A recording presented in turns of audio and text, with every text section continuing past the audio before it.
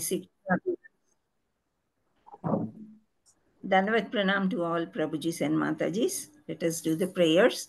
Om Ajnanatimirandasya Gnananjana Shalakaya Chakshurul Militam Yena Tasmai Sri Gurave Namaha Sri Chaitanya Manobishtam Stapitam Yena Bhutale Swayam Rupa Kada Mahyam Dadati Swapadantikam Vandeham Sri Guru Sri Yuta Padakamalam Sri Guru Vaishnavancha Sri Rupam Sagrajatam Sagana Ragnadhanvitam Tam Sajivam साद्वैतं सावधूतं पर्जन सहितं कृष्ण चैतन्य देवं श्री राधा कृष्ण पादान् सगणललिता श्री विशाखान्वितांच नमो विष्णुपादाय कृष्ण प्रेष्ठाय भूतले श्रीमते भक्तिवेदांत स्वामी इति नामिने नमस्ते सारस्वती देवी गौरवाणी प्रचारिणे निर्विशेष शून्यवादी पाश्चात्य देशतारिणे नमो विष्णुपादाय कृष्ण प्रेष्ठाय भूतले श्रीमते जयपताक स्वामी इति नामिने नमाचार्यपदाय निताय कृपाप्रदायिने गौरकतदामदया नगरग्रामतारिणे नमो विष्णुपादाय कृष्णप्रेष्ठाय भूतले श्रीमते भक्तिवेदान्ता स्वामी इति नामिने नमस्ते सारस्वती देवी गौरवाणी प्रचारिणे निर्विशेष शून्यवादी पाश्चात्यदेशतारिणे नमो महावदन्याय कृष्णप्रेमप्रदायते कृष्णाय कृष्णचैतन्य नाम्ने गौरत्विषे नमः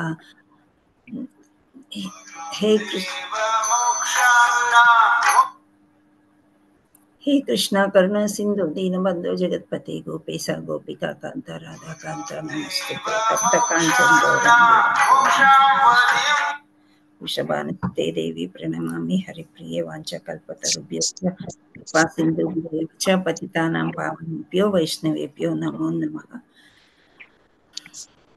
जय जय श्री चैतन्य जय नित्यानंद जय अद्वैत चंद्र जय गौर भक्त वृंद जय जय श्री चैतन्य जय नित्यानंद जय अद्वैत चंद्र जय गौर भक्त वृंद जय जय श्री चैतन्य जय नित्यानंद जय अद्वैत चंद्र जय गौर भक्त वृंद ओम नमो भगवते वासुदेवाय ओम नमो भगवते वासुदेवाय ओम नमो भगवते वासुदेवाय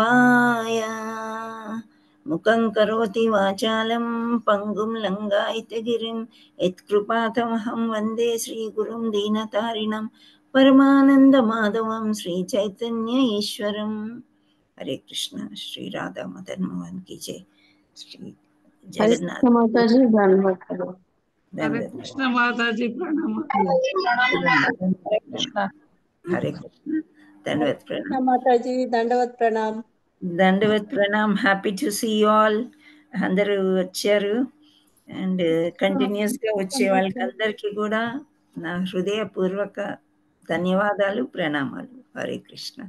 సో గుడ్ ఫ్రైడే విషయంలో పిల్లలకి సెలవులు ఉన్నట్టున్నాయి, అమ్మాయి కనిపిస్తున్నారు.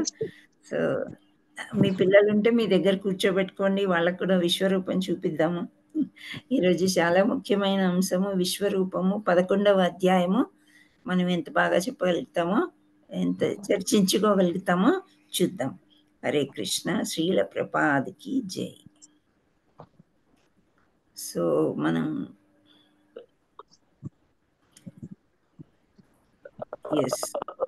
దీనికంటే ముందు మనం మహత్వం చెప్పేసుకుందాం.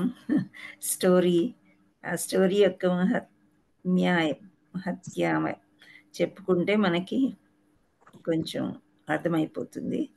హరే కృష్ణ. సో మనం ప్రతిరోజు కూడా ఈ అధ్యాయం మొదలు పెట్టే ముందో తర్వాత ఎప్పుడో ఒకసారి ఆ ప్రత్యేకమైన అధ్యాయం యొక్క ఏంటి అనేది, అంటే ముఖ్యమైన అంశాలు ఏంటి, అది యొక్క మహత్వం ఏంటి అని మనం తెలుసుకుంటున్నాము. సో నేను కనిపిస్తున్నాను అందరికీ. హరే కృష్ణ. వాయిస్ ఓకే కదా? ఓకే మాతాజీ. సో 11వ అధ్యాయం యొక్క మహత్వము పరమశివుడు పార్వతీమాతకి చెప్తున్నారనమాట. ఆయన ఏం చెప్తున్నాడంటే 11వ అధ్యాయమైన శ్రీమద్ భగవద్గీత చాలా ముఖ్యమైన విషయాలు ఉన్నాయి అందులో. కానీ అన్ని గ్లోరీస్ అన్నీ కూడా మనం చెప్పుకోవడానికి అంత టైం లేదు. వాళ్ళకు కూడా బిజీ. సో శివుడు అలా అంటున్నాడు అనమాట కథలో. సో నీకు ముఖ్యమైనవి చెప్తాను ఒక స్టోరీ అని చెప్తాడు పార్వతీదేవి. సో ఇక్కడ ఒక రాష్ట్రం ఉందంట. ఆ రాష్ట్రం యొక్క పేరు మద్రా. సో మద్రా అనే రాష్ట్రము పురుకుట్ సర్పూర్ అనేది ఒక హరే కృష్ణ, ఒక్క నిమిషం ఉండండి, నేను వేరే స్టోరీలోకి వెళ్ళాను, సారీ.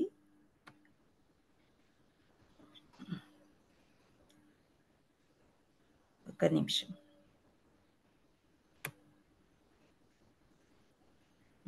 కృష్ణ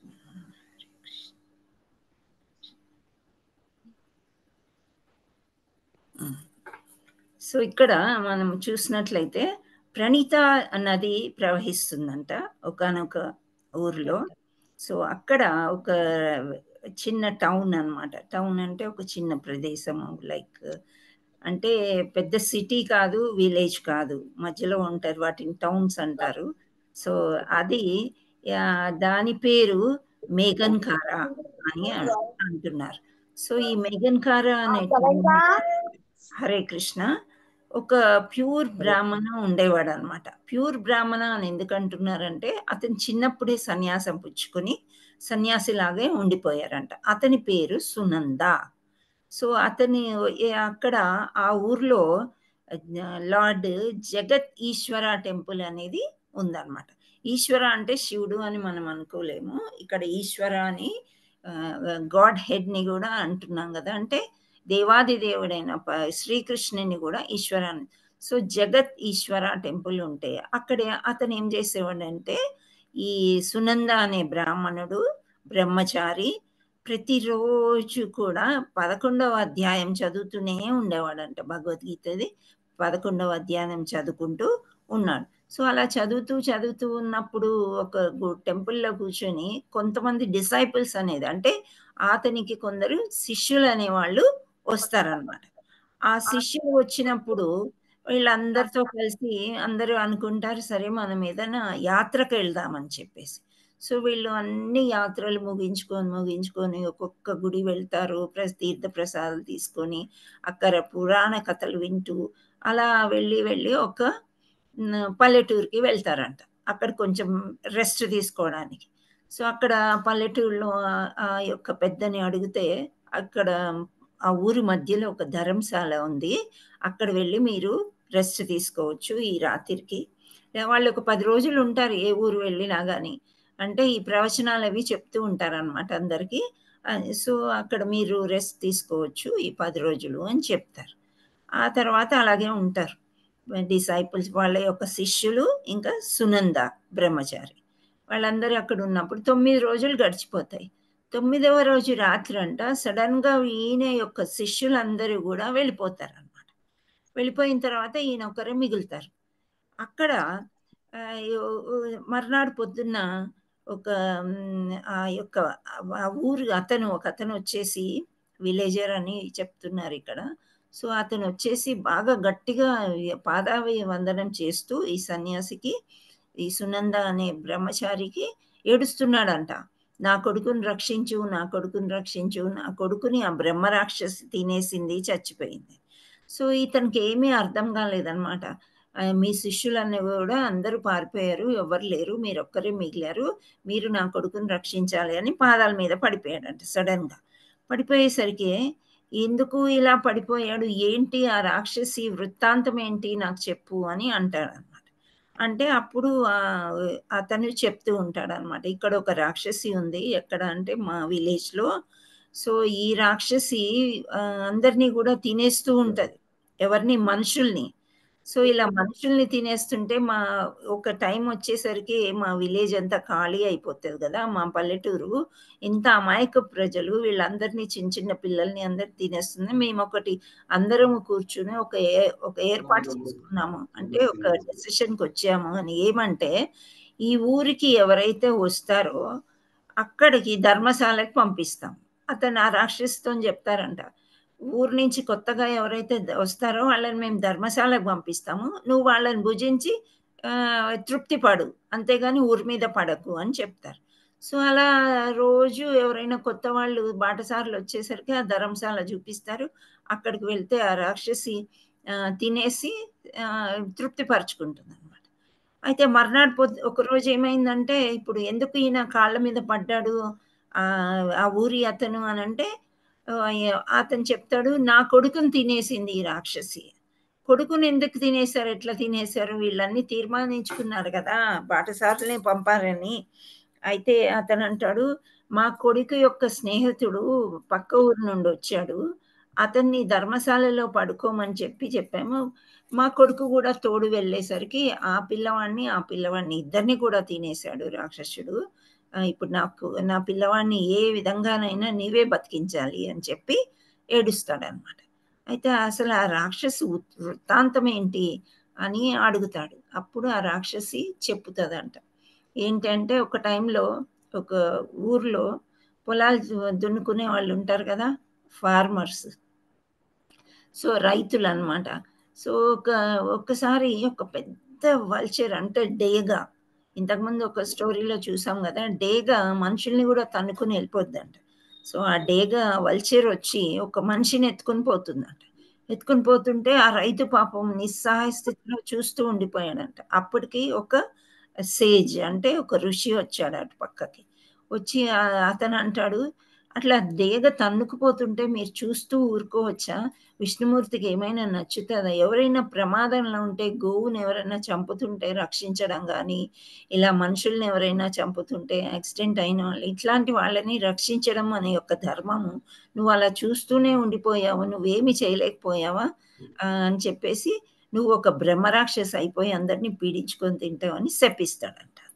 శపించేసరికి పాపం ఆ రైతు ఎంత అమాయకంగా ఉన్నవాడు బ్రహ్మరాక్షసి అయిపోయాడంట.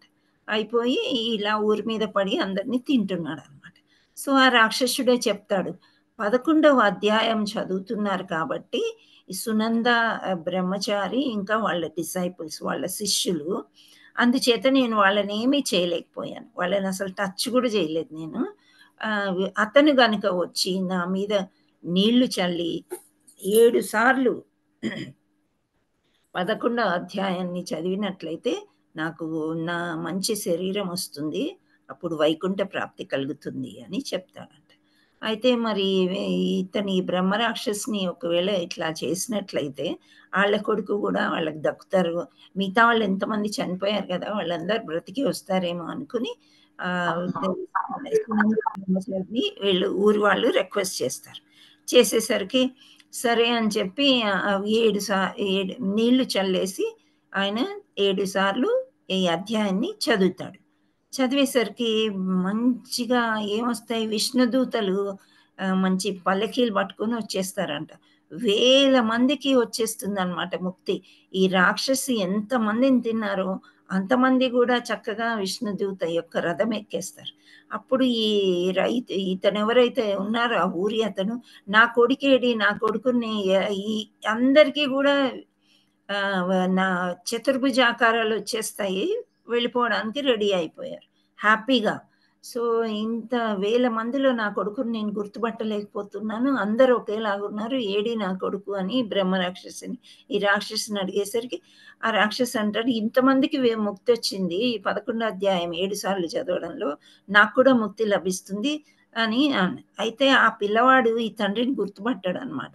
నేను హాయిగా విష్ణులోకానికి వెళ్ళిపోతున్నాము మేమందరము అని చెప్పేసి వాళ్ళు చక్కగా అదే విష్ణులోకానికి వెళ్ళిపోయి రాక్షసుడు కూడా ముక్తి పొందుతాడనమాట. సో, ఈ విధంగా ఆ సునంద అనే బ్రహ్మచారిని మళ్ళీ వాళ్ళు బాగా రిక్వెస్ట్ చేసుకొని మా ఊర్లో ఉండి మళ్ళీ పఠించమని అడిగి వీళ్ళందరూ కూడా 11వ అధ్యాయాన్ని బాగా నేర్చుకుని రోజు పఠించడం మూలాన అందరూ కూడా ముక్తి పొంది వీళ్ళకి బ్రహ్మరాక్షసి ఆ రాక్షసి యొక్క ముప్పు ఆ ఊరికి తప్పుతుందనమాట. సో, ఆ విధంగా అంత మహత్వం ఉన్న 11వ అధ్యాయము విశ్వరూపము మనం ఇప్పుడు నెక్స్ట్ దానిలోకి వెళ్ళిపోదాం. హరే కృష్ణ. బాగుందా స్టోరీ? ప్రతి రాక్షసి అంటే ఇక్కడ మనము కలియుగంలో రాక్షసులు అంటే మనం ఎవరో ఒకరు మనం పీడిస్తుంటారు కదా, వాళ్ళు రాక్షస గుణాలనే అనుకోవచ్చు. మనం కూడా ప్రతిరోజు ఈ అధ్యాయాలు చదువుతూనే ఉండి ఒక ప్రాక్టీస్ అయిపోయింది అనుకోండి, ఆ రాక్షస గుణాలు ఉన్న వాళ్ళు కూడా సౌమ్యంగా తయారైపోతారు. అంటే మన ఎవరైతే పీడించుకుంటారో, ఎవరైతే మనకి ఎనిమీస్ లాగా బిహేవ్ చేసే వాళ్ళందరూ కూడా స్నేహితులై దగ్గర అయిపోతారు అనమాట. సో వాళ్ళ యొక్క అంటే అదే మనకి ఒక పెద్ద ముక్తి. మళ్ళీ కూడా మరుజన్మ ఉండదేమో నిజంగానే ఇవన్నీ చదివితే అనేది పద్మపురాణం చెప్తుంది. సో మహాశివుడు పార్వతికి చెప్తున్నాడు, మళ్ళీ విష్ణుమూర్తి కూడా లక్ష్మీదేవికి చెప్పే ఈ కథలన్నీ కూడా మనం నిజాలు అని విశ్వాసంతో నమ్మినప్పుడు మనము భగవద్గీత తప్పకుండా చదవాలి. చదివి ఫాలో అవ్వడం కూడా మనం నేర్చుకోవాలన్నమాట. ముఖ్యంగా చిన్నపిల్లలకి బాగా చెప్పించాలి. చెప్పినప్పుడు వాళ్ళు చిన్నప్పటి నుంచి అలాంటి నడవడిక నడుచుకున్నారంటే భగవద్గీత వల్లించడంలో తప్పేముంది. ఈ జన్మ ఉండదు మనకి అంటే వచ్చే జన్మలో ఈ పాపులేషన్ అంతా పోతుందా అంటే చీమలు, దోమలు ఎన్నో ఉన్నాయి, పుష్పాలు, మొక్కలు, చెట్లు, జీవరాశులు ఎన్నో ఉన్నాయి. సో ఈ జీవరాశులన్నీ కూడా మళ్ళీ మనుషులై పుట్టుకొని దానికి మనకి మీనింగ్లెస్ అనమాట. అలా ఆలోచించకూడదు. మనం వైకుంఠానికి వెళ్తామా వెళ్ళాలి అని నిర్ణయించుకుంటే ఈ జన్మలో కాకుండా మరుజన్మ అంటే మా శిక్షా గురువులు అస్సలు ఊరుకోరు. మీరు అంబిషన్, గోల్ ఈ జన్మే అనుకోవాలి అని అంటారు అనమాట. సో అంటే మన ప్యూరిటీ ఇక్కడ మనకి ఒక డౌట్ వస్తుంది కదా, శుద్ధంగా మనం చేస్తున్నామా లేదా, మన భక్తి ఎట్లాంటిది అనేది, ఏనుగు స్నానం లాంటిదా లేకపోతే నిజమైన భక్తి అని మనకు ఒక్కోసారి డౌట్ వస్తుంది. ఎప్పుడు అంటే కొన్ని ఉంటాయి వర్క్స్, జపం కంప్లీట్ అవ్వనప్పుడు, జపం ప్రాపర్గా కంప్లీట్ అవ్వనప్పుడు, లేట్ అయినప్పుడు, భాగవతం చదవలేదు, భగవద్గీత చదవలేదు, ఇలాంటి డౌట్లు మనకు వస్తాయి అన్నమాట. So Hare Krishna. So let us go to 11th chapter విశ్వరూపం. దానికంటే ముందు నిన్న మనము జంగమాలు అంటే ఏంటి, స్థిర జంగమ అని వచ్చింది. సో ఇక్కడ కూడా ఈ చాప్టర్లో కూడా వస్తుంది అనమాట. నిన్న మా శిక్షా గురువుతో డిస్కస్ చేస్తున్నాను, ఆన్సర్ వచ్చింది డిస్కస్ చేస్తుంటే. సో అది స్థిరంగా ఉండేవి జీవరాశులు స్థిరంగా ఉండేవి అంటే కొండలు, కోనలు, మొక్కలు, చెట్లు ఇవన్నీ అనమాట. అవి కదలలేవు కదా. సో ఇక్కడ జంగమాలు అంటే చలించేవి, కదిలేవి అని అర్థం వస్తుంది అనమాట. సో అలా అర్థం ఇవ్వకుండా చరాచరములు అని ఇచ్చారు. ఆచరములు. చర అంటే కదిలేవి, ఆచరము అంటే కదలేవి. సో తాత్పర్యంలో ఎక్కడైతే కదిలేవి, చెర అంటే జంగమ అనే పదం వాడారనమాట. సో ఇలా ఇది మరి జంగమ కులం వాళ్ళు ఉంటారు, జంగమ అనేది ఇంటి పేరు ఉంటుంది అనేది కొన్ని డౌట్లు ఉన్నాయి కొందరికి. సో అది వాళ్ళకి వాళ్ళ పూర్వీకులు ఎవరో అలా పెట్టుకున్నారేమో అని అనుకున్నాం. తర్వాత చూసి చెక్ చేసిన తర్వాత అయితే జంగమ అంటే మూవింగ్ అన్నమాట. జీవరాశులు అన్నీ కూడా అంటే యానిమల్స్, బర్డ్స్, మనమందరము కూడా అందులోకి వస్తాం. సో అది అన్నిట్లో కూడా నేనున్నాను అని శ్రీకృష్ణుడు చెప్తున్నాడు అనమాట. అయితే ఇంకొక మీనింగ్ కూడా ఒకటి ఇచ్చారు, ఏంటంటే జంగమాలు అంటే హైయెస్ట్ బ్రాహ్మిన్స్ అంట. అంటే శివుడికి ఎక్కువగా పూజ చేసే వాళ్ళని కూడా జంగమాలు అంటారు అని ఒక మీనింగ్ కూడా అన్నారు. కానీ ఇక్కడ మనకి ప్రస్తుతానికి 10వ అధ్యాయంలో 11వ అధ్యాయంలో కూడా చాలాసార్లు వస్తుంది. సో అదంతా కూడా ఏమంటారంటే చరములు అంటే మూవింగ్, కదిలేవి అని అర్థం. కదిలే జీవరాశులు ఒక చోటు నుండి ఇంకొకటికి చోటుకి వెళ్ళగలవు, అవన్నీ కూడా జీవరాశులు. యాక్చువల్లీ ఇప్పుడు మొక్కలన్నీ, చెట్లు, కొండలు, కోనలు ఒక దగ్గరే ఉంటాయి కదా. మనం కొట్టిన పాపం అవి ఏం చెయ్యవు, మనం వెంటపడి ఖర్చు చేయడం కానీ అలా చెయ్యవు. సో మనకు ఒకవేళ మనం అట్లా ఉండమంటే ఉండగలమా? హరే కృష్ణ. ఒక్క నిమిషం కూడా ఉండలేము, సెకండ్ కూడా కుదురుగా కూర్చోండి అంటే కాలు చెయ్యన్న ఆడిస్తాం కదా. నేను ఇలా కూర్చున్నట్టుగా అనిపిస్తాను కానీ నా కాళ్ళు చేతులు ఒకటి ఆడుతూనే ఉంటాయి. సో ఆ విధంగా అనమాట. అంటే ఒక్కసారి జీవుల్లాగా మనం పుట్టామంటే సామాన్యంగా ఎందుకు మూవ్ అవుతాయి అంటే ఫర్ డిఫెండింగ్ దెమ్సెల్వ్స్, వాళ్ళని వాళ్ళు రక్షించుకోవడానికే కదులుతాయి. పిట్టలు చెట్ల మీద కూర్చొని ఉంటాయి కదా, మనం చెట్టు కింద కూర్చొని ఇలా చప్పట్లు కొట్టామనుకో అన్ని పిట్టలు ఎగిరిపోతాయి కదా. అయితే దాన్ని కూడా ఒక రిలేషన్ చెప్తారు మా శిక్షా గురువులు. ఏమని అంటే, ఇలా చప్పట్లు కొట్టినప్పుడు ఎలా అయితే ఆ పక్షులన్నీ ఎగిరిపోతున్నాయి, మన పాపాలు కూడా ఎగిరిపోతాయి అంట. అందుకని కీర్తన చేసేటప్పుడు బాగా చప్పట్లు కొట్టని మీ జాతకమే మారిపోతుంది అని చెప్తారు. సో ఆ విధంగా అన్నమాట. సో అలా జరిగే వాళ్ళని, ఎగిరిపోయే వాళ్ళని, పరిగెత్తే వాటిని, వీటినన్నిటిని కూడా చరములు అన్నారు. వాటిని జంగములు అనే పదం వాడారు అనమాట భగవద్గీత. అండ్ ఈ క్వశ్చన్ అడిగిన వాళ్ళకందరికీ నేను థ్యాంక్స్ చెప్పుకోవాలి. ఎందుకంటే ఆ నాలెడ్జ్ అనేది క్లారిఫికేషన్ అయింది. చదువుతూనే ఉంటాము, చెప్తూ ఉంటాము, కానీ ఎక్కడో ఒక దగ్గర చిన్న చిన్న పదాలు మిస్ అయిపోయేసరికి ఆ సెంటెన్స్ ఫామ్లో వస్తే అర్థమైనట్లే ఉంటుంది, కానీ ప్రత్యేకంగా ఆ పదం ఏంటి అని అన్నప్పుడు కొంచెం రెఫర్ చేసి నిర్ధారణ కరెక్టా కాదా అని శిక్షా గురువులను అడిగి తెలుసుకొని నేను నిన్న కన్ఫర్మ్ చేసుకున్నాను అనమాట. సో అందుకనే ఆ క్వశ్చన్ అడిగిన వాళ్ళకి, క్లారిఫికేషన్ ఇచ్చిన వాళ్ళకి అందరికీ కూడా ధన్యవాదాలు చెప్పుకుంటున్నాను. హరే కృష్ణ. నెక్స్ట్ ఎస్ అమ్మా. మీకు కూడా ధన్యవాదాలు మాతాజీ. మా question doubt clear. Thank you మాతాజీ, thank you so much. Thank you. Hare Krishna. Okay, slide వేయమ్మా ఇప్పుడు. సరే, మనము ఈ స్లైడ్ వచ్చే లోపల ఫస్ట్ మీరు అక్రోనిమ్ చెప్పండి. మొదటి అధ్యాయం ఏంటి? First chapter. Second Gita. Third head.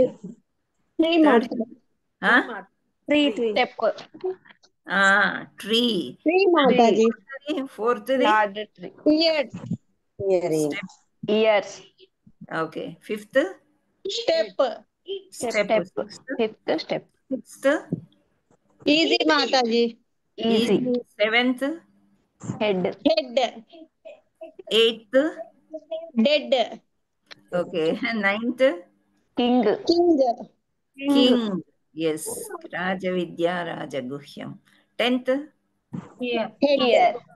ఇక్కడ ఆల్రెడీ హియర్. సో ఇవన్నీ కూడా మీరు గుర్తుపెట్టుకోండి. సమీక్ష అనేది చాలా ముఖ్యం.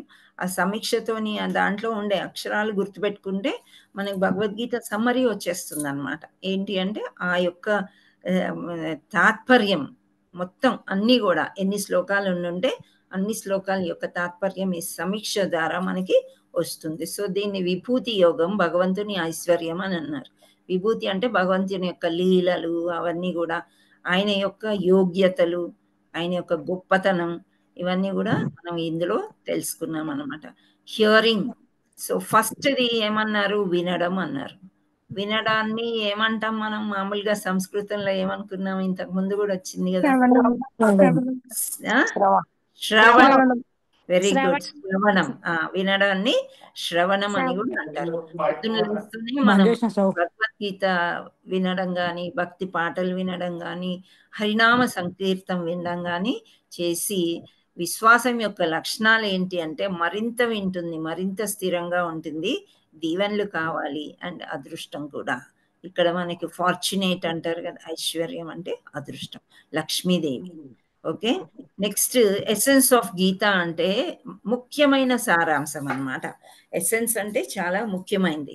3 O's ఇన్ భక్తి యోగా అని అంటున్నారు. ఏంటి అంటే సాధారణమైనదిగా పరిగణించవద్దు, సమయం వృధా చేయవద్దు, చిత్తశుద్ధి మరియు ప్రేమ కావాలి. ఇవన్నీ కూడా దేనికి కావాలి? భక్తి యోగా చేయడానికి.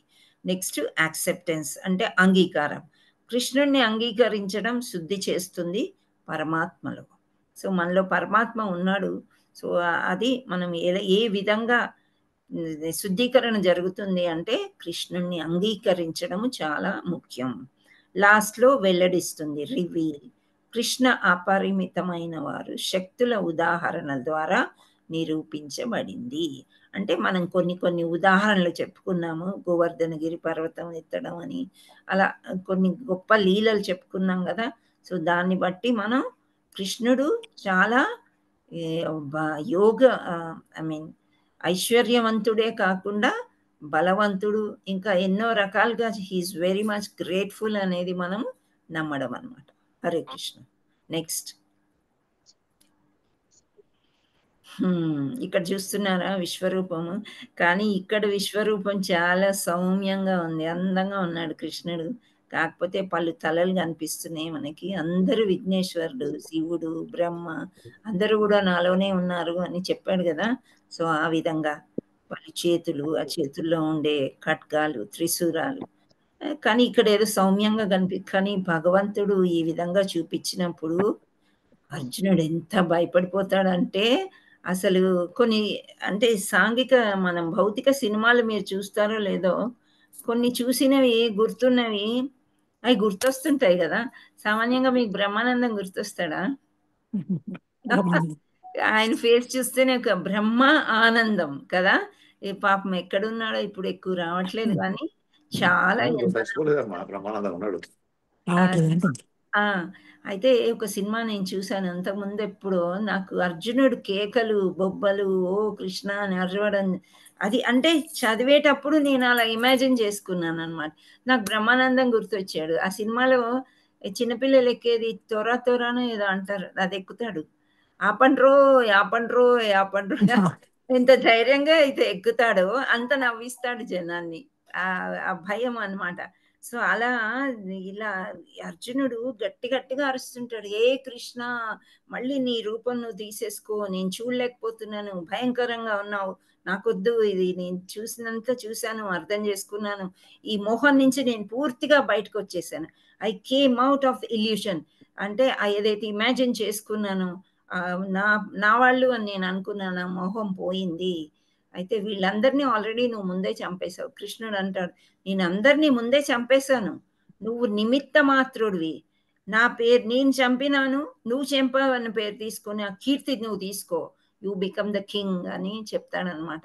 సో, ఇక్కడ చిన్న ఉదాహరణ మా శిక్షా గురువులు చెప్తుంటే విన్నాను ఏంటంటే, ఇప్పుడు మీరందరూ ఈ క్లాస్ వింటున్నారు.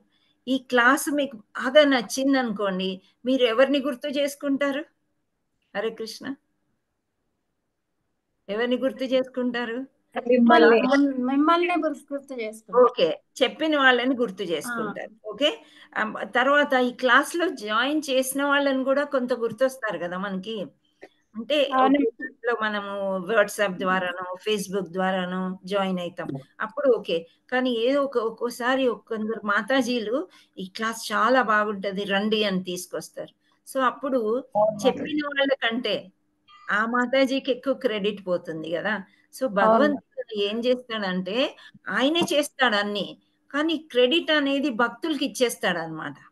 అర్థమవుతుందా మీకిక్కడ? అయ్యింది మాతాజీ. ఆ! అయితే ఈ భక్తుడికి ఇచ్చేస్తాడనమాట. అట్లా అర్జునుడితోని కృష్ణుడు అంటాడు, "నేను చేసేదంతా నేనే చేస్తాను. అంతా కూడా నేనే. కాకపోతే నువ్వు నిమిత్ర మాత్రుల్లాగా ఉండి యుద్ధం చెయ్యి. యుద్ధం చేసింది అంతా క్రెడిట్ నువ్వే తీసేసుకో. అర్జునుడి వల్ల ఈ యుద్ధం." సో, 5గురు పాండవులు తప్ప మిగతా వాళ్ళందరూ కూడా చనిపోతారు యుద్ధ భూమిలో. ఎవ్వరు మిగలరు అని చెప్పి శ్రీకృష్ణుడు అర్జునుడికి చెప్తుంటాడనమాట. ఇది ఏంటి నేనెందుకు ఇలా సమ్మరీ చెప్పానంటే, అంటే what is there in this అనేది ఎందుకు చెప్పడం జరిగింది అనంటే, మనం చదువుతుంటే ఒక సినిమాలాగా మీకు కనిపించాలి విశ్వరూపం. ఎందుకంటే ఇక్కడ మనము అవన్నీ చూపించలేము. ఓకే. సో, మనం చదువుతుంటే మీకు అర్థమైపోవాలనమాట. సో, ఇక్కడ సంక్షిప్త నామం అని అంటున్నారు. ఏంటి? రూప. అంటే ఆ రూపమే గదా మనకి విశ్వరూపం. అంటే చాలా పెద్ద రూపం అన్నమాట. చూపిస్తాడు కృష్ణుడు. ఎవరికి? అర్జునుడికి. ఎందుకు చూపిస్తాడంటే అర్జునుడు కోరుకుంటాడు. నువ్వు ఇన్ని రకాలుగా చెప్తున్నావు. అన్నీ నేనే, నేనే, నేనే అంటున్నావు. ఈ భృగు మహర్షి గురించి అడిగారమ్మా ఎవరో. అది నేను రేపు తప్పకుండా చెప్తాను. లేదా 15 అధ్యాయంలో చాలా తక్కువ శ్లోకాలున్నాయి. ఆ రోజైనా చెప్తాను. ఓకే. అది కూడా రెఫర్ చేసి రాసి పెట్టుకున్నాను. ఇక్కడ రిక్వెస్ట్ రూప అన్నారు. విశ్వరూపాన్ని రూప. రూప అంటే ఫస్ట్ ఏంటి? అభ్యర్థన, రిక్వెస్టింగ్. అంటే ఎవరినైనా ఏదైనా అమ్మా, బాబు అంటే ఎవరైనా చెప్తారు. "ఏయ్! నాకిదియ్యి, నాకదియ్యి, నాకిది చెప్పు" అంటే చెప్పాలనిపిస్తుంది ఎవరికైనా ఒక స్టోరీ. నానమ్మ, నానమ్మ నాకీ స్టోరీ చెప్పవా అంటే చెప్పొచ్చు. నానమ్మ ఇప్పుడు చెప్తావా లేదా? ఇప్పుడు పిల్లలు అలాగే ఉంటున్నారు. అంటే ఎలా ఉంటది? పోవే పో నాకు పనుంది అనిపిస్తది కదా! సో, ఇక్కడ అర్జునుడు ఎంతో నమ్రతతోని కృష్ణుణ్ణి అభ్యర్థన ఎవరు ఏది అడగాలనుకున్నా మనము లొంగి ఉండాలన్నమాట. ఈవెన్ వాళ్ళు పెద్దవాళ్ళ చిన్నవాళ్ళ ఒక వ్యక్తికి సమదృష్టితో మనం చూసినప్పుడు అమ్మ ఇది కొంచెం ఈ పని చేసి పెట్టమ్మా, ఇది చేసి పెట్టమ్మా, అలా ఉంటేనే మన రిలేషన్ బాగుంటుంది అనమాట. నీకు చెప్పిన పని నువ్వు ఎందుకు చేయలేదు అన్నాం అనుకోండి, that is a different matter, వేరేలాగా వెళ్ళిపోతుంది అది. రిలేషన్ అనేది బ్రేక్ అయ్యే ఛాన్స్ కూడా ఉంటుంది. సో ఇక్కడ ఫస్ట్ది రిక్వెస్ట్. సెకండ్ యూనివర్సల్ ఫామ్ అంటే విశ్వరూపం. ఈ రూపం అనేది ఎవ్వరు చూడలేదు. మొత్తం యూనివర్స్ అంటే మనం ఆకాశము, భూమి, నేల, పంచభూతాలు ఎన్నో రకాలుగా చెప్పుకో, ఇవన్నీ కూడా కలిపి ఒక ఇమేజ్లో మనం చూసినట్లయితే ఏ విధంగా ఉంటుంది, దాన్ని విశ్వము అంటే యూనివర్స్, యూనివర్సల్, ఆ విశ్వరూపం అన్నమాట. నెక్స్ట్ ప్రేయర్స్ ఆఫ్ అర్జునుడు ప్రార్థన అనమాట. ఇప్పుడు చెప్పాను కదా, మీరు ఇమాజిన్ చేసుకోండి, ఆ త్వరల కూర్చొని ఆ బ్రహ్మానందం ఓ అపండ్రో తెగ నవ్విస్తాడు అనమాట జనాన్ని. సో ఇక్కడ అర్జునుడు అంతగా ప్రార్థన చేశాడు అనమాట. హే ప్రభు, హే కృష్ణ, నాకు భయమేస్తుంది, ఆ మంటలు నేను చూడలేను, వీళ్ళందరూ ఇలా వెళ్ళిపోతున్నారు, అలా వెళ్ళిపోతున్నారు అని ఎన్నో శ్లోకాలు అలా వర్ణించడం జరిగింది అనమాట. సో అది అర్జును యొక్క ప్రార్థనలు. నెక్స్ట్ ఆర్మ్డ్ ఫామ్ అంటే బహురూపము. ఇప్పుడు మామూలుగా శ్రీకృష్ణుణ్ణి ఒక మనిషి ఆకారంగానే చూశాడు అర్జునుడు కదా, ఇది ఒక ఫ్రెండ్ లాగా, ఇంకా ఇప్పుడు ఈ భగవద్గీత టైంలోనే ఒక గురువు లాగా చూస్తున్నారు, లేకపోతే ఒక ఫ్రెండ్ లాగా, ఒక ఏమంటారు ఫ్రెండ్, లేకపోతే రిలేటివ్ కదా, బావమరుదులు వాళ్ళు, ఒక ఫ్యామిలీ మెంబర్ లాగా, ఒక అన్నదమ్ముల్లాగా అలానే చూశాడు. కానీ ఇక్కడ బహురూపం, ఎన్నో చేతులు వచ్చేసాయి, ఎన్నో ముఖాలు వచ్చేసాయి, ఎన్నో నోళ్ళు వచ్చేసాయి, ఈవెన్ మౌత్స్, ఒక్కో ఫేస్ కి ఒక్కో మౌత్ కదా. సో ఆ విధంగా, అండ్ మధ్యలో చూసినట్లయితే బ్రహ్మాండాలు అన్నమాట, కొన్ని నీళ్లు, పర్వతాలు, ఇన్ని రకాలుగా చూసేసరికి అర్జునుడు ఈ ఆర్మ్డ్ ఫామ్ ని చూసేసరికి చాలా భయపడిపోతాడు అన్నమాట. సో ఇదంతా రూపము ఎలా ఉంటుందో వర్ణిస్తున్నారు. Next Hare Krishna request. Next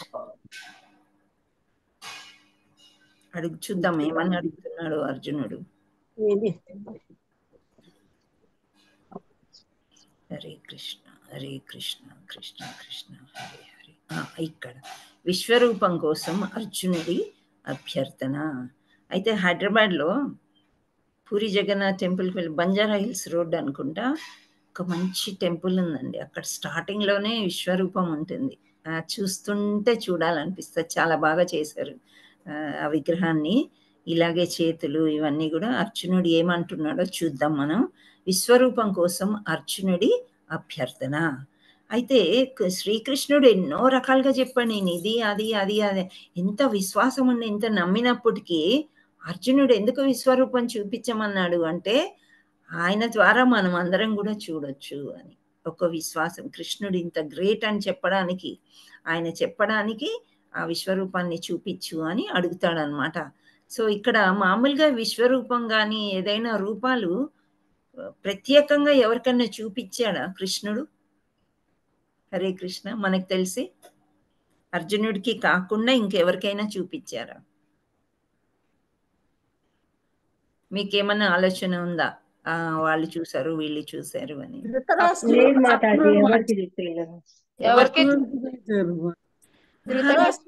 ఆదిశంకరాచార్యులు వాళ్ళ అమ్మకి దర్శనం ఇస్తారు అంతేగాని అక్రూరికి చూపిస్తారు మాతాజీ. Yes yes, thank you. ఇక్కడ ఏంటంటే ఇది ఊరికే రీకలెక్ట్ చేసుకోవడానికి, మిమ్మల్ని ప్రశ్నలు అడిగి ఏదో చేయాలని కాదు. అక్రూరుడికి చూపిస్తాడు, మళ్ళా యశోదమయ్యకి చూపిస్తాడు. యశోదమాతకి ఎందుకు చూపిస్తాడు? నోట్లోంచి బ్రహ్మాండాలు, కానీ ఇంత భయంకరమైన విశ్వరూపం వాళ్ళకి చూపించలేదు. ఒక్కసారి కురుసభలో చూపిస్తాడు, వీళ్ళు కొంచెం అన్నా భయపడతారు, సంధికి వెళ్తారు కదా కృష్ణుడు, అప్పుడు ధృతరాష్ట్రుడికి చూపిద్దామని చెప్పి ఆ గంతలు తీసేసి దివ్య దృష్టినిచ్చి మరి చూపిస్తారు. అయినా వాళ్ళకి బుద్ధి రాదు, తెలుసుకోరు అనమాట. అయితే అర్జునుడు అడుగుతున్నాడు, ఏమని అడుగుతున్నాడు? ఓ పురుషోత్తమ, ఓ పరమేశ్వర, నీవు వర్ణించిన రీతిగా నీ యథార్థ రూపమును నేను నా ఎదుట చూడగలిగినను. నీవు ఏ విధంగా ఈ విశ్వమునందు ప్రవేశించితివో నేను గాంచ అభిలషిస్తున్నాను. నీ యొక్క ఈ బ్రహ్మాండమైన రూపమును నేను దర్శించగోరుదును అని చెప్తున్నాడు. అంటే నువ్వు ఇంత బ్రహ్మాండంగా, నదులన్నీ కూడా నాలోకే వస్తాయి అన్నారు కదా. ఒక్క నది దగ్గరికి వెళ్తేనే మనకి ఎంతో భయం వేస్తుంది, నీళ్ళ మధ్యలోకి వెళ్తే ఏమైపోతామో అని చెప్పేసి. సో ఆ ఒక్క నది, అలాంటి నదులు ఎన్నో ఇవన్నీ కూడా నీలో ఉంటాయి. ఇంత బ్రహ్మాండంగా ఈ రూపం నేను చూడదలుచుకున్నాను కృష్ణ, ప్లీజ్ నాకు చూపించు అని అంటున్నాడు. నెక్స్ట్.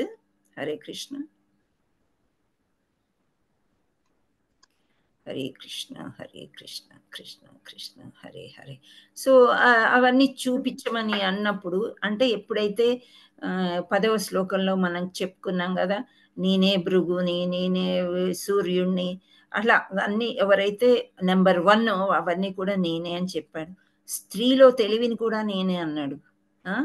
సో ఆ విధంగా అంటే మనం తెలివిమంతులుగా ఉన్నప్పుడు ఏంటి అనుకోవాలంటే కృష్ణుడే మనకు ఆ వరం ఇచ్చాడు. యాక్చువల్లీ మీరు కొంచెం అబ్జర్వ్ చేసి చూడండి, ఈ పురుషుల కంటే స్త్రీలు బాగా తెలివైన వాళ్ళు. కాకపోతే మనం తొందరగా ముందుకు రాము. ముందుకు వచ్చినట్లయితే మగ జాతి కూడా కొంచెం అణగదొక్కడానికి కూడా ప్రయత్నిస్తూ ఉంటుంది అని మనం వింటూ ఉంటాం. కానీ మనం చెలరేగిపోయి మన జ్ఞానాన్ని బాగా బయటికి రప్పించినప్పుడు, మంచి మార్గంలో వెళ్ళినప్పుడు definitely women are very intelligent అని నాకు అనిపిస్తుంది. కృష్ణుడు కూడా మనకు అంటాడనమాట. సో తెలివిని స్త్రీలో ఉన్నది అని చెప్పి ఆయన అంటాడు, నేనే ఆ తెలివిని అని చెప్తాడు. నేనే మతిమరుపుని అని కూడా అంటాడు. మతిమరుపు ఎందుకు ఇచ్చాడు కృష్ణుడు అంటే, కొన్ని విషయాలు మనం మర్చిపోవాలి. 2 రోజులు ఇంత ముందు ఎప్పుడో కొట్లాడుకున్నాం, ఏదో మాట అనుకున్నాం, ఇంకా అదే పట్టుకుని అదే విధంగా ఉంటే కృష్ణుడికి మన హృదయంలో స్థానం ఎక్కడ ఉంటుంది? ఇంకా ఉండదు. అది అప్పుడప్పుడు మర్చిపోవాలి. భగవంతుడే మన చేస్తాడు అన్నమాట.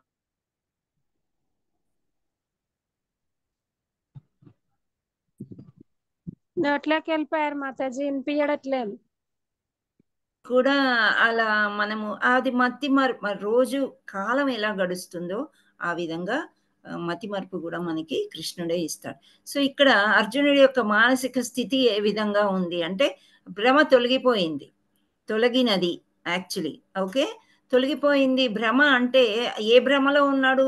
వీళ్ళందరూ నా తాతలు, తండ్రులు, చుట్టాలు, తమ్ముళ్ళు, అన్నయ్యలు, వీళ్ళని నేను చంపను. ఇక వేరే మగవాళ్ళు సైనికులను అందరినీ చంపేస్తే వాళ్ళ కుటుంబాలన్నీ కూడా వీధిని పడతాయి. సో ఆ పాపం నేను మూటగట్టుకో అనే భ్రమ పోయింది అని చెప్తున్నాడు. దేవాది దేవుడు అని అంగీకరిస్తున్నాను కృష్ణ నిన్ను. నెక్స్ట్, పూర్తిగా సంతృప్తి చెంది ఐఎమ్ ఫుల్లీ సాటిస్ఫైడ్ అని చెప్తున్నాడు అర్జునుడు. నీవు చెప్పిన మాటలన్నీ కూడా నా తలకెక్కాయి, నాకు బాగా సంతృప్తి చెందింది. వినయపూర్వకమైన అభ్యర్థన. సో ఇవన్నీ చెప్తూ కూడా చాలా వినయంగా, నమ్రతతోని వంగి పాదాల దగ్గర కూర్చొని నీ విశ్వరూపాన్ని నాకు చూపించి తండ్రి అని అంటున్నాడు. హరే కృష్ణ. అర్జునుడు ముఖ్యంగా శ్రీకృష్ణుని విశ్వరూపంని చూపించమని ఎందుకు కోరెను అంటే, నేను చెప్పిన పాయింట్స్ వస్తాయి ఇక్కడ. కృష్ణుణ్ణి సమ్మతించని వారి కొరకు. నిజంగా ఇంత చెప్పిన తర్వాత కూడా కృష్ణుడి యొక్క పదాలే వ్యాసదేవుడు భగవద్గీత రూపంలో రాశారు. ఓకే, కృష్ణుడు ఏదైతే అర్జునుడితో మాట్లాడాడో యుద్ధ భూమిలో అవే వచ్చాయి. అయినా కానీ కృష్ణుని కొందరు సమ్మతించారు అన్నమాట, నమ్మరు. సో వాళ్ళు నమ్మడం కోసం విశ్వరూపాన్ని చూపించమని అడుగుతాడు. కృష్ణుడు ఒక సాధారణ మనిషిగా భావించడి వారి కొరకు. సామాన్యంగా యాక్చువల్లీ ఒక టైంలో నేను కూడా అదే అనుకునేదాన్ని, రాముడే మంచివాడు కృష్ణుడి కంటే అని తెలియక. ఓకే, అప్పుడు ఈ పురాణాలు ఇవన్నీ మనం తెలుసుకోలేదు, వృత్తాంతంలోకి వెళ్ళలేదు, వ్రజభూమి అంటే ఏంటో ఆ మహత్వం తెలియదు. తెలియనప్పుడు రాముడు చాలా మంచివాడు అన్న ధోరణిలోనే అనుకుంటారు చాలా మంది కూడా. కృష్ణుడు ఒక సాధారణ మనిషి, గోపికలతో తిరుగుతాడు, రాసలీలలు చేస్తాడు, ఎన్నో తప్పులు చేస్తాడు, చాటుగా యుద్ధ భూమిలో కూడా ఎన్నో చేశాడు అని అనుకుంటారు తెలియనప్పుడు.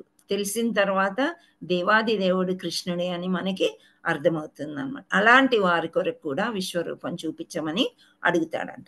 భవిష్యత్తులో తాము కూడా భగవంతుని అవతారమే అని చెప్పే వారి కొరకు. సో ఇక్కడ కొందరు మామూలుగా మిథ్యావాదులు అంటారు, వాళ్ళు ఏమంటారో కానీ నేనే భగవంతుణ్ణి అని చెప్పుకునే వాళ్ళు చాలా ఉదాహరణలు మనం చెప్పుకోవచ్చు. లేటర్ ఆన్ వాళ్ళని పోలీసులు పట్టుకోవడము, జైల్లో పెట్టడము, అమ్మాయిలతో ఇలా చేయడము అలా చేయడము, దొంగ సన్యాసులు, ఇలా నేనే భగవంతుణ్ణి అని చెప్పుకొని రాసలీలలు చేయటము, అలా చేసే వాళ్ళు కోసం కూడా ఈ యొక్క అవతారం భవిష్యత్తులో నేనే దేవుణ్ణి అని అనుకోకుండా భగవంతుడు అనేవాడు దేవాది దేవుడు శ్రీకృష్ణుడు అని తెలుసుకోవడం కోసము ముఖ్యంగా విశ్వరూపాన్ని చూపించమని అర్జునుడు కోరుకుంటాడు అన్నమాట. హరే కృష్ణ. జీవిత పాఠం. భగవంతుడు శాశ్వతంగా దేవాది దేవునిగా ఉపస్థితుడు. జీవులు శాశ్వతంగా ఆయన సేవకులు మాత్రమే. భగవంతునిగా కావాలని యత్నించుట వ్యర్థము. ఇక్కడ చిన్న ఉదాహరణ ఇస్తూ ఉంటారండి. జీసస్ క్రైస్ట్ కూడా కృష్ణుడి నుంచే వచ్చింది అని చెప్తారు. ఆయన కూడా నేను ఒక ఏమంటారు ఒక దూతని అనే చెప్తాడు కానీ నేను దేవుణ్ణి అని చెప్పుకోడు. సో ఇలా మనం కొన్ని ఉదాహరణలు తీసుకున్నట్లయితే నేను దేవుడు అని చెప్పుకునే వాళ్ళందరూ కూడా దేవుళ్ళు కాదు. ఫ్యూచర్లో అంటే భవిష్యత్తులో ఎవరైనా నేనే దేవుణ్ణి, నేను ఈ మాయలు చేస్తాను, నేను అది చేస్తాను అంటే అది కాదు. దేవాది దేవుడే శ్రీకృష్ణుడే దేవుడు అని చెప్పడం అన్నమాట. నెక్స్ట్.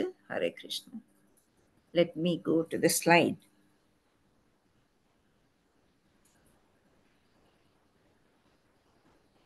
ఇక్కడ దైవిక గుణములను పెంపొందించుటకు ప్రయత్నించవలెను.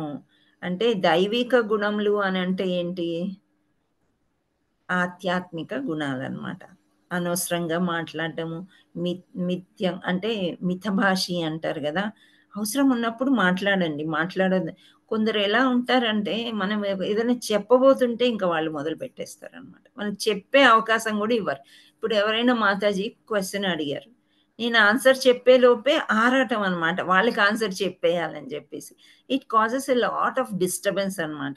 సో మనకి వినికిడి శక్తి ఎక్కువ ఉండాలి. చెప్పే మాటలు ఎప్పుడు మాట్లాడాలి, ఎంత అవసరమో అంతే మాట్లాడండి. మిగతా సమయం అంతా అప్పుడు కృష్ణుడికి మనం ఇవ్వచ్చు అనమాట. జపం చేసుకోవడం కోసము, లేదా వేరే విషయాలు తలుచుకోవడం కోసము, ఒక గుడికి వెళ్ళాము, ఒక యాత్రకి వెళ్ళాము, అవి ఎంత తలుచుకున్నా కానీ ఇంకా తక్కువే, మనకి మర్చిపోతాం మనం. ఇప్పుడు ఫ్రెష్గా ఉండే యాత్రే మనకు గుర్తుంటుంది. 2-3 ఏళ్ల నుంచి ఎన్ని యాత్రలు చేసినా పెద్దగా గుర్తున్నా. సో దైవిక గుణాలని మనం పెంపొందించుకోవాలి అని అంటే మంచి మాటలు, దేవుడి గురించి చర్చించుకోవడం, ఇలాంటివే మనం ఎక్కువగా మాట్లాడుతూ ఉండాలన్నమాట. సో ఇక్కడ మళ్ళీ జీవిత పాఠం మొదటిది ఏంటి అంటే భగవంతుడు శాశ్వతంగా దేవాది దేవునిగా ఉపస్థితుడు. జీవులు శాశ్వతంగా ఆయన సేవకులు మాత్రమే. నేను దేవుడు కాదు, నేను ఒక సేవకురాల్ని. అందుకనే ఇక్కడ ఇనిషియేషన్ ఇచ్చినప్పుడు దేవి దాసి అని ఇస్తారు ఆడవాళ్ళకి అందరికీ కూడా. మాతాజీస్కి, ప్రభుజీస్కి దాస్ అని ఇస్తారు. ఎంత పేరు, ఎటువంటి రఘునాథ్ పురి దాస్ ప్రభుజీ అట్లా అన్నమాట. సో గోవర్ధన గిరివర దాస్, గంగాపాలక ప్రభు అన్న గంగాపాలక గోవింద దాస్. ఎస్. సో ఈ విధంగా దాస్ అని ఇస్తారు. అంటే మనం అందరం పుట్టడమే దాసుల్లాగా. అది చాలా నిజం కదా. ఇప్పుడు ఒక డెలివరీ అయింది అనుకోని స్త్రీ ఇమీడియట్గా ఏం గుర్తొస్తుంది? ఒక తల్లికి బిడ్డకి పాలు ఇవ్వాలి, అదే కదా. అంటే సేవ చేయడం అనేది ఒక మన నాడీల్లోనే ఉండిపోయింది అనమాట. అంటే we are part and parcel of Krishna అని అంటారు. అంటే కృష్ణుడి నుండే మనం వచ్చాం. కృష్ణుడు ఏమన్నాడు? మీరు యొక్క సేవకులు. సో అది మనం ఎప్పటికీ కూడా గుర్తుపెట్టుకోవాలి. మనము సేవకులు అంటే ఎవరో ఎక్కడో వెళ్ళి పని చేయడం కాదు, మన వాళ్ళకి పని చేసేది కూడా ఒక సేవ. సో ఒక భార్యలాగా, ఒక భర్తలాగా, ఒక అన్నలాగా, ఒక తమ్ముళ్ళలాగా వీళ్ళందరూ కూడా కుటుంబానికి సేవ చేయడము, రాష్ట్రానికి చేయడము, దేశానికి సేవ చేయడము అనేది జరుగుతూనే ఉంటాయి. సో ఆ విధంగా అన్నమాట. అందుకనే మనం అందరం కూడా సేవ చేయడానికే వచ్చాము అనేది నేర్చుకోవాలి. ఇంకా దేవాది దేవుడు శ్రీకృష్ణుడు. Okay, let us go to next slide. Thank you.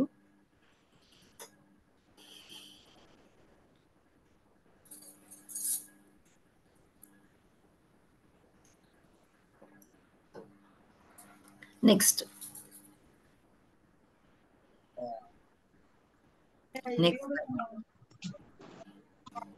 ఇక్కడ భక్తుల నమ్రతకు కృష్ణుడు బందీ అవుతాడు. సో భక్తులు నమ్రతకి అంటే బాగా మర్యాదగా వంగి ప్రభు నీవే మా దేవుడివి అని విశ్వాసంతో నమ్మినప్పుడు వాళ్ళకి లొంగి ఉంటాడు అని చెప్తున్నారనమాట. సో ఇక్కడ ఎవరైనా హ్యాండ్ రేస్ చేసి కృష్ణుడు ఎక్కడ ఎవరికి లొంగాడో ఏమన్నా ఒక్క ఉదాహరణ చెప్పగలుగుతారా? హ్యాండ్ రేస్ చేయండి, నేను పేరు పిలుస్తాను. Shyama Gopi she will be number 1 every day. Shyama Gopi ఒక్క ఉదాహరణ చెప్పండి. దండవత్ ప్రణామం. అది యశోదామాత కట్టేస్తారు కదా మాతాజీ అప్పుడు. అంటే ఆయన అంటే ఆ తాడు సరిపోకపోయినా ఆవిడ పడే కష్టానికి ఆయన తాడు సరిపోయి దామోదర అష్టకం. వెరీ నైస్, గుడ్ ఎగ్జాంపుల్ అమ్మా. కృష్ణుడు బందీ అవుతాడు తల్లిలో కదా. అంటే ఆమె ఒక భక్తురాలని ఆమెకు తెలియదు. చిన్నపిల్లవాడు నా కొడుకు బాగా సతాయిస్తున్నాడు, అందరినీ వేధిస్తున్నాడు అని చెప్పి నిన్ను కట్టేస్తాను అని చెప్పి ఎంతో అవస్థపడుతుంది. ఒక చిన్న లీల మాయ చేస్తాడు అనమాట, దామోదర లీల. సో అది చాలా మంచి ఉదాహరణ. థ్యాంక్ యూ అమ్మా. హరే కృష్ణ.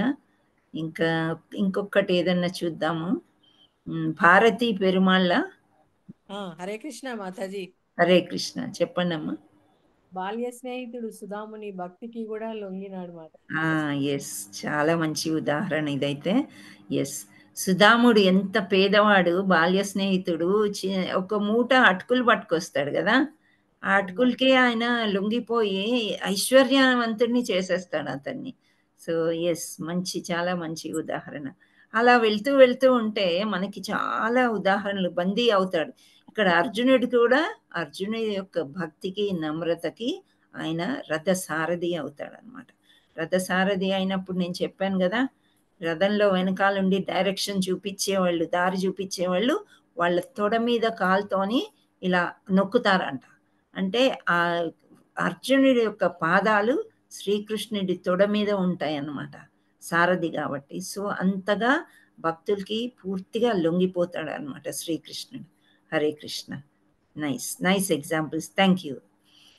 ఇంకా ఇక్కడ విశ్వరూపం. నెక్స్ట్ యు అంటే యూనివర్సల్ ఫామ్. రెండో దానికి వచ్చాం మనం. ఓకే, నెక్స్ట్ విశ్వరూపంలో కృష్ణుడిచే విశ్వరూప వివరణ, సంజయుడిచే విశ్వరూప వర్ణన. ఇక్కడ కృష్ణుడు విశ్వరూపాన్ని ఇస్తూ కూడా ఆయన వర్ణిస్తాడనమాట. నెక్స్ట్ సంజయుడు ఎవరు అనుకున్నాం మనము? ఆస్థానంలో ధృతరాష్ట్రుడికి కళ్ళు కనిపించవు కాబట్టి ఆయన కొలువులో అక్కడ ఏమంటారు దాన్ని, ఆస్థానంలో ఉండి కూడా చూస్తూ, యుద్ధభూమిని చూస్తూ విశ్వరూప వర్ణన ధృతరాష్ట్రుడికి చెప్తూ ఉంటాడు అనమాట సంజయుడు. అర్జునుడిచే విశ్వరూప వర్ణన. అర్జునుడు ఇంకా అంత పెద్ద విగ్రహాన్ని అలా చూసేసరికి చాలా గ్లోరిఫికేషన్, హే కృష్ణ ఇది అది అది అని చాలా శ్లోకాలు చెప్తూనే ఉండి ఆ రూపాన్ని యొక్క వర్ణన చేస్తాడనమాట. నెక్స్ట్ అర్జునుడికి కృష్ణుడి ఉపదేశాలు. సో ఎప్పుడైతే ఇలా వర్ణిస్తున్నారో వీళ్ళు కొన్ని ఉపదేశాలు కూడా చేస్తూ ఉంటాడు కృష్ణుడు. ఏంటి అవి చూద్దాం. నెక్స్ట్ ఇక్కడ సార్వత్రిక రూపం గురించి కృష్ణుడి యొక్క వివరణ. ఓ అర్జున, నీవు చూడగోరు సమస్తమును నా దేహమున ఒక్క మారుగా గాంచు. నీవు ప్రస్తుతం ఏది చూడగోరినను మరియు భవిష్యత్తున ఏది వీక్షింపదలిచినను ఈ విశ్వరూపం నీకు చూపగలదు. స్థావర జంగమాది, ఇక్కడ వచ్చింది చూసారా? స్థావర అంటే ఒక దగ్గర ఉండేవి, జంగమాది అంటే చరములు. జంగమాది సర్వము ఏకస్థానమున దీని అందే సంపూర్ణముగా కలవు అంటే ఇక్కడ చెప్తున్నాడు అనమాట. 11.7లో నువ్వు ఏమేం చూడాలనుకున్నావో అన్నీ ఒక్కసారిగా చూడు, నీకు అన్నీ కనిపిస్తాయి. ప్రస్తుతం ఏమేమో భవిష్యత్తు చూడొచ్చు, నువ్వు ప్రస్తుతం చూడొచ్చు. ప్రస్తుతం అంటే వాళ్ళు ఉన్నారు కదా, వాళ్ళ చుట్టాలు బంధువులు వీళ్ళందరూ కూడా, వాళ్ళందరినీ కూడా నువ్వు చూడగలవు. భవిష్యత్ ఏంటో కూడా నువ్వు చూడగలవు. సో ఇక్కడ విశ్వరూపంలో మనకి స్థావర జంగమాది, కదిలేవి కదలనివి అన్ని ఒకే ప్లేస్లో ఒక్క దగ్గర ఒక పెద్ద యూనివర్స్, ఆకాశం ఒక దగ్గర, అగ్నిదేవుడు ఒక దగ్గర, అన్ని ఒక దగ్గర చూడగలవు, సంపూర్ణంగా చూస్తావు అని చెప్తున్నాడు. నెక్స్ట్ కృష్ణ. కృష్ణుడిచే విశ్వరూప వివరణ, వ్యక్తమైనది మరియు అవ్యక్తమైనది. కృష్ణుడు దయ వలన మాత్రమే చూడవచ్చు. సో ఈ కృప, కృష్ణుడు కృప ఎవరి మీద ఉంటుంది అని మనం ఇంతకు ముందు చదువుకున్నాం. సో ఆ కృష్ణుడు కృప చాలా అవసరం. అంటే ఏమంటారు, అర్హతలు కావాలన్నమాట. ఎవరికైతే అర్హత ఉందో వాళ్ళే చూడగలరు. ఈవెన్ అర్జునుడు కూడా మామూలుగా చూడలేరు, ఎవరు చూడలేరు. ఆ చక్షువులు అంటే మనకున్నే కళ్ళు కొంత లిమిట్ వరకే చూడగలవు, అది ఇంకా ఎక్కువ మనం చూడలేమన్నమాట. సో ఒక దివ్య దృష్టిని ఇస్తాడు కృష్ణుడు. ఎవరికైతే ఈ విశ్వరూపం చూడాలి, వాళ్ళకి ఇవ్వాలి అనుకున్నాడో వాళ్ళకి ఒక దివ్య దృష్టిని ఇస్తాడు. ఆ దివ్య దృష్టితోనే కృష్ణుని చూడగలుగుతాడు. ఫర్ ఎగ్జాంపుల్ ఇప్పుడు మనం రోడ్డు మీద వెళ్తున్నప్పుడు ఎదురు నుంచి, రాత్రప్పుడు ఎదురు నుంచి వచ్చే ఫ్లాష్ లైట్ బాగా ఎక్కువ పడ్డాయి అనుకోండి, అప్పుడు మనం సరిగ్గా చలించిపోతాం, సరిగ్గా చూడలేము. సో కొంచెం ఒక నెమ్మదించాక మనం చూడగలం. మొన్న ఒక రోజు ఇలాగే క్లాస్ చెప్తూ కంప్యూటర్ని చూస్తున్నాను, లైట్లు ఉన్నాయి, వెళ్తురుంది. సడన్ గా రూమ్ వెలుపలికి వెళ్ళేసరికి నాకేదో అంత చీకట్లో ఎవరు కూర్చున్నారు, ఎవరు నించున్నారు, ఎవరేంటి అనేది కనిపించదు. సో మన లెన్స్ అనేది, మన చక్షు పిల్లల్లో ఉండేది. ప్రభుజీ ప్లీజ్ ఉండండి. ఓకే మాతాజీ, కంటిన్యూ చేయండి, మ్యూట్ చేశాను. Thank you. సో అది అన్నమాట. సో ఆ విధంగా ఈ కళ్ళకి అన్ని చూడలేరన్న, కొన్ని వ్యక్తం అవుతాయి, కొన్ని అవ్యక్తం అవుతాయి. సో కృష్ణుడు దయ వలన మాత్రమే చూడవచ్చు అని శ్రీకృష్ణుడు విశ్వరూపం గురించి చెప్తున్నాడు అనమాట. అప్పుడు కూడా, అంతకుముందు చూపించినప్పుడు కూడా ఒక దివ్యమైన దివ్య శక్తి ఇస్తాడనమాట ధృతరాష్ట్రుడికి. ఆయన గంతలు ఉంటాయి, గుడ్డివాడు అయినా కానీ ఆ అదృష్టం కలిగిస్తాడు ఆయన. అప్పుడు చూడగలుగుతాడు. చూసినా కానీ ఇంకా కొందరికి అంతే కదా, ఎంత చెప్పినా కానీ కుక్కతో ఒక వంకరలాగా అది స్ట్రైట్గా అవ్వదు, ఏం అవ్వదు అనమాట. కానీ ఇక్కడ కోరుకుంటున్నాడు కాబట్టి ఈయనకు కూడా ఒక దివ్య దృష్టినిచ్చి చూడమంటాడు. హరే కృష్ణ. అర్జునుడు అరే ఇదేనా నెక్స్ట్? నిన్నది చూసుకోలే. ఓకే. 100,000 కొద్ది సూర్యులు ఒకసారి ఆకాశంను ఉదయించినచో వాటి కాంతి విశ్వరూపం నందలి పరమపురుషుని తేజస్సుని పొందగలదు. సో ఇక్కడ సూర్యుడు ఒక కన్ను, చంద్రుడు ఒక కన్ను విశ్వరూపంలో శ్రీకృష్ణుడికి చూపిస్తాడు. సో అది మామూలుగా తేజవంతంగా ఒక సూర్యుడిని మనం చూడాలంటే సూర్యోదయం టైంలో మనం చూడొచ్చు. అది మనం నీళ్లు అర్పించి సూర్య నమస్కారం చేసుకోవడం అంతవరకు ఓకే. కానీ కాస్త ఎండెక్కిన తర్వాత మనం చూడలేం కదా, అసలు డైరెక్ట్గా చూడలేము సూర్యుడిని. ఆ వెలుతురు మాత్రం మనం ఆస్వాదిస్తాము, అనుభవిస్తాం. అదే విధంగా ఇక్కడ ఏమైందంటే ఏం చెప్తున్నారు అంటే 1000 సూర్యుళ్ళు ఒకేసారి వచ్చినంత వెలుతురుగా కనిపించిందంట ఫస్ట్. సో అది ఎంత అంటే ఎంత కష్టమో చూడడానికి, కళ్ళు మూసుకొని పోతాయి కదా. సో కళ్ళు ఇలా మూసేసుకుని ఉంటాం అనమాట మనం, అంత వెలుతురు ఒకటేసారి వచ్చిందంట.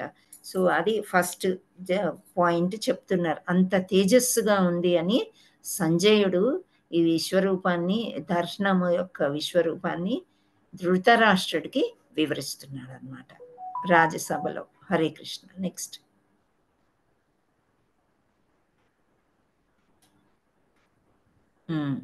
అర్జునుడిచే విశ్వరూపం వర్ణన. అన్ని జీవులు ఒకే చోట ఉన్నాయి కృష్ణ అంటున్నాడు. అన్ని జీవులు అంటే మళ్ళీ ఇక్కడ అవే వస్తాయి, మూవింగ్, నాన్ మూవింగ్ అంటే చెట్లు, చేమలు అన్నీ, ఇంకా చీమలు, దోమలు, మనుషులు. మనము కొన్ని చదువుకున్నాం కదా, జలంలో ఉండేవి, భూమి మీద ఉండేవి, తర్వాత ఈ రకరకాలు ఎలా మనుషులు కూడా ఎంతమంది, పక్షులు ఎంతమంది, ఇవన్నీ మనము 84 లక్షల జీవరాశులు అని అన్నాం కదా. అన్నీ ఒక చోట మనం చూడగలమా? చూడలేం కదా. ఇప్పుడు మన ఇంటి చుట్టూ ఏముందో అదే చూడగలుగుతాం. ఏదో సముద్రానికి వెళ్ళి సముద్రం మన దగ్గరికి రాలేదు. సో ఆ విధంగా అనమాట, అన్నీ ఒకే చోట ఉన్నాయి కృష్ణ అని అంటున్నాడు. నెక్స్ట్ కృష్ణుడు అపరిమితుడు.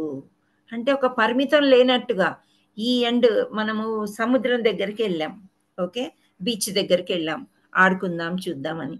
ఆ ఎండ్ కనిపించినట్లే అనిపిస్తుంది, కానీ మనకు కనిపిస్తుందా? అండ్ ఆ చివర చూసినట్లయితే మనకి భూమి ఆకాశము కలిసిపోయినట్లు మనకు ఇదంతా మన భ్రమ భ్రాంతి. అయితే కృష్ణుడు అపరిమితుడు, ఒక ఎండ్ లేదనమాట. ఎక్కడ స్టార్ట్ ఎక్కడ ఎండ్ అనేది నాకు కనిపించట్లేదు కృష్ణ అని అంటున్నాడు. సూర్యుని వలె జ్వలిస్తున్నాడు.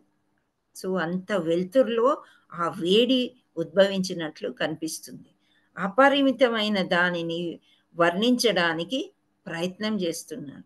ఓకే, నెక్స్ట్ సూర్యులు చంద్రులు నేత్రాలు. ఒక కన్ను సూర్యుడు, ఒక కన్ను చంద్రుడు అనమాట. ఇక్కడ ఓ విశ్వప్రభు, హే విశ్వప్రభు, విశ్వరూప, నీ దేహమునందు అపరిమితంగా సర్వత్ర వ్యాపించి ఉన్న అనేక బాహులను, ఉదరములను, ముఖములను, నయనములను నేను గాంచుచున్నాను. నీ అందు ఆది మధ్యాంతరంలో నేను గాంచలేకున్నాను. ఇక్కడ ఏమంటున్నాడంటే, హే విశ్వప్రభు, గట్టిగా అరుస్తున్నాడు అర్జునుడు. నీ దేహాన్ని అపరిమితం, ఓకే, సర్వత్రా వ్యాపించి ఉంది పెద్దగా. ఇప్పుడు మనకి దేవకి మాతకి అక్రూరాకి చూపించినప్పుడు చిన్నగా చూపించాడు అనమాట, విస్తీర్యం ఎక్కువ లేదు. ఇక్కడ విస్తీర్యం చాలా ఎక్కువ అయిపోయింది అనమాట, బాగా పొడుగు వెడల్పు అయిపోయాడు శ్రీకృష్ణుడు. సో భయంకర రూపంలాగా వర్ణించుకుంటున్నాడు అర్జునుడు. ఏమంటున్నాడు అంటే, నీకు ఒక్క చెయ్యి రెండు చేతులు కాదు, అనేక బాహువులు, ఉదరములు, నీ యొక్క చెస్ట్ భాగం అన్నమాట, ఇదంతా కూడా పెద్దగా, నీకెన్నో ముఖాలు ఉన్నాయి. సో ఈ నయనాలు నేను గాంచుచున్నాను, ఇవన్నీ నాకు కనిపిస్తున్నాయి కృష్ణ. అండ్ ఈ ఆది మధ్యాంతరం నేను గాంచలేకున్నాను. ఎక్కడి నుంచి చూస్తూ ఎక్కడి నుంచి వెళ్ళాలి అని నాకు తెలియట్లేదు, మొత్తం అంతా కూడా నువ్వే వ్యాపించి ఉన్నావు అని చెప్తున్నాడు అర్జునుడు. నెక్స్ట్, హరే కృష్ణ. అర్జునుడిచే విశ్వరూప వర్ణన. కాళ రూపంపై అర్జునుడి వర్ణన. జ్వలిస్తున్న అగ్ని బయటకు వెలువడుతుంది. సో అగ్ని మంటలు ఇలా వస్తున్నాయంట, ఆ అగ్ని బయటకు వస్తుంది. అగ్నిలో సర్వత్రా వ్యాపిస్తుంది. అప్పుడు చూస్తుంటే ఏమనిపిస్తుంది, ఈ అగ్నిలో మనం కానీ పడిపోతామా? అగ్ని చుట్టూ వ్యాపించిపోతుంది, ఇదంతా కూడా అగ్నిగుండం అయిపోతుందా యుద్ధభూమి అనే బాధ. దేవీ దేవతలు మరియు ఋషులు తమ అభ్యర్థనలు తెలుపుచున్నారు. ఇప్పుడు ఇంత భయంకరమైన రూపం నువ్వు చూపించేసరికి దేవీ దేవతలు, ఋషులు, మునులు అందరూ కూడా హే కృష్ణ చల్లార్చు, కొంచెం చిన్నగా అయిపో అని అభ్యర్థిస్తున్నారంట. ప్రేమభావం భయంగా మారింది. ఎంత ప్రేమగా ఉండేవాడివి కృష్ణ, నా స్నేహితుడిలాగా ఉన్నావు నువ్వు, ఇంత దగ్గరగా ఉండేవాడివి, మామూలు మనిషిలాగా ఉండేవాడివి, ఇంత భయంకరంగా అయిపోయింది. నాకు భయం వేస్తుంది కృష్ణ, ఇప్పుడు నాకు ఆపండ్రో గుర్తుపెట్టుకోండి. అలా నాకు భయం వేస్తుంది అంటున్నాడు. ఇంకా కృష్ణుడు చాలా భయంగా మారిపోయింది నా ఆలోచన. భీష్ముడు, ద్రోణుడు, కర్ణుడు నీ నోటిలోకి ప్రవేశించుచున్నారు అంటే అర్జునుడికి ఎవరెవరు అంతమయ్యేది అనేది చూపించేశాడు అనమాట శ్రీకృష్ణుడు. ఏమంటున్నాడు, వీళ్ళంతా వృద్ధులు కదా, ఆచార్యుడు భీష్ముడు వాళ్ళ తాత, ద్రోణుడు వాళ్ళ ఆచార్యుడు, కర్ణుడు ఒక యోధుడు కదా, కర్ణుడు వీళ్ళ సోదరుడే కానీ అటు దుర్యోధనుడి వైపు ఉంటాడు. సో వీళ్ళందరూ నోట్లోకి వెళ్ళిపోతున్నారంట అందరూ కూడా. Next, Hare Krishna. Next slide ఇంకా బాగుంటుంది. ఇక్కడ అర్జునుడికి కృష్ణుడికి ఉపదేశాలు చేయడం. ఇక్కడ నోట్లోకి వెళ్ళేటప్పుడు అప్పుడు చాలా అరుస్తూ చెప్తాడండి అర్జునుడు ఆ శ్లోకంలో. ఏంటంటే వాళ్ళు నోట్లోకి వెళ్ళేటప్పుడు దంతాల మధ్యలో వాళ్ళ తలకాయలు ఇరుక్కుపోయి ఉంటున్నాయంట. భయంకరంగా మనం చూడలేం కదా. ఇప్పుడు రోడ్డు మీద ఒక యాక్సిడెంట్ స్వయంగా మనం చూసాం అనుకోని, వాళ్ళ తల పగిలింది, అప్పుడు ఎలా ఉంటుంది మనకి? ఆ విధంగా అర్జునుడు, నేను మా బంధువులు ఇంత దగ్గర వాళ్ళు అనుకునేది కృష్ణుడి నోట్లోకి వెళ్ళి ఆ దంతాల మధ్య చూర్ణం అయిపోతున్నారేంటి అనేది చాలా భయంగా ఉంటాడనమాట. సో అప్పుడు శ్రీకృష్ణుడు అంతకుముందే చెప్పున్నాడు, భవిష్యత్తుని ప్రస్తుతాన్ని నువ్వు చూడగలవు అర్జున అని అంటాడు కదా. సో ఆ విధంగా అర్జునుడు భయకంపితుడు అయిపోతాడు. భయంతో నేను ఇది చూస్తున్నా, నేను అది చూస్తున్నా, ఇన్ని చేతులు, ఇన్ని కాళ్ళు, ఇన్ని తలకాయలు, నీ నోళ్ళు ఎన్ని ఉన్నాయి, ఈ నోట్లోకి నాకు కావలసిన వాళ్ళందరూ అనుకున్నా నేను మా వాళ్ళని, వాళ్ళందరూ కూడా వెళ్ళిపోయి చూర్ణం చూర్ణం అయిపోతున్నారు, వాళ్ళ తలలు పగులుతున్నాయి కృష్ణ అని అంటాడనమాట. Next Hare Krishna, let us go to that. Hare Krishna, మీరు ఎంజాయ్ చేస్తున్నారా? నేనే ఉత్సాహంగా చెప్తున్నాను. కళ్ళకి కట్టినట్టుంది మాతాజీ. బాగుందా? ఓకే, హరే కృష్ణ. అనిపిస్తుంది. ఓకే, అర్జునుడికి కృష్ణుడు ఉపదేశాలు. ఇంకా మధ్యలో భయం భయం వేస్తుంది కదా, కొంచెం ఓదార్చాలి కదా, ఓదార్చకపోతే ఇంకా భయపడిపోయి మూర్చిల్లిపోయాడంటే విశ్వరూపం చూపించి వేస్ట్ అనేది. అక్కడ ఏమంటున్నాడంటే కృష్ణుడు ఉపదేశిస్తున్నాడు ఏమని, కాలముని నేను, నా పరికరానివి కమ్ము. అంటే నేనే కాలాన్ని, నేనే అన్ని కాలాన్ని చేసేది నేనే, మార్చేది నేనే, నడిపించేది నేనే. సో నేనే అన్ని కాబట్టి నువ్వు మాత్రం నా పరికరానివి కమ్ము అంటున్నాడు. అంటే నేను అన్ని నిర్ణయం చేసేసాను, నువ్వు యుద్ధం చేయి అంతే, నా యొక్క ఆయుధంగా నువ్వు. సో నువ్వు యుద్ధం చేసి వాళ్ళని చంపినట్టు నటించడమే నీ పని అంతే, నువ్వు నిమిత్త మాత్రుడివి. ఇక్కడ నేను కాలమును అంటే ప్రస్తుతాన్ని, నేను భవిష్యవాణి, నేనే భవిష్యం. అర్జునుడిని పోరాడడానికి ఇష్టపడకపోయినా వారు ఏ విధంగానైనా చనిపోతారు. పరికరము కమ్ము, మంచిగా ఈజీగా చెప్పేస్తున్నాడు. నీకు ఇష్టం ఉన్నా నీకు ఇష్టం లేకపోయినా, నీవే భ్రమ తొలగిపోయింది, మోహం పోయింది అన్నావు, ఇప్పుడు నువ్వు చంపి పరికరం కమ్ము.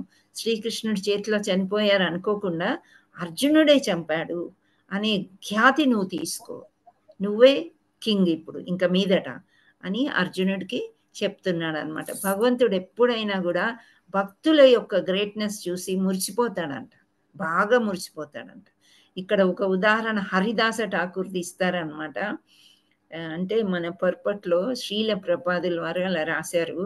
హరిదాస ఠాకూర్ ఎవరు అనంటే బ్రహ్మాజీ ఒక టైంలో ఏం చేస్తాడు, ఈ గోపపాలు అందరు ఆడుకుంటుంటే చూడండి, ఇక్కడ శ్రీకృష్ణుడి యొక్క కొడుకు బ్రహ్మకే అనిపిస్తుంది అనమాట, ఇంత ముద్దు కృష్ణుడు ఇంత బాగా పుట్టి వ్రజభూమిలో గోపపాలతో ఆడుకుంటున్నాడు, నీ పని చెప్తా ఉండు నేనని చెప్పేసి అన్ని దొంగలిస్తాడంట. ఎవరిని? గోపబాలుని, అన్ని ఆవుల్ని.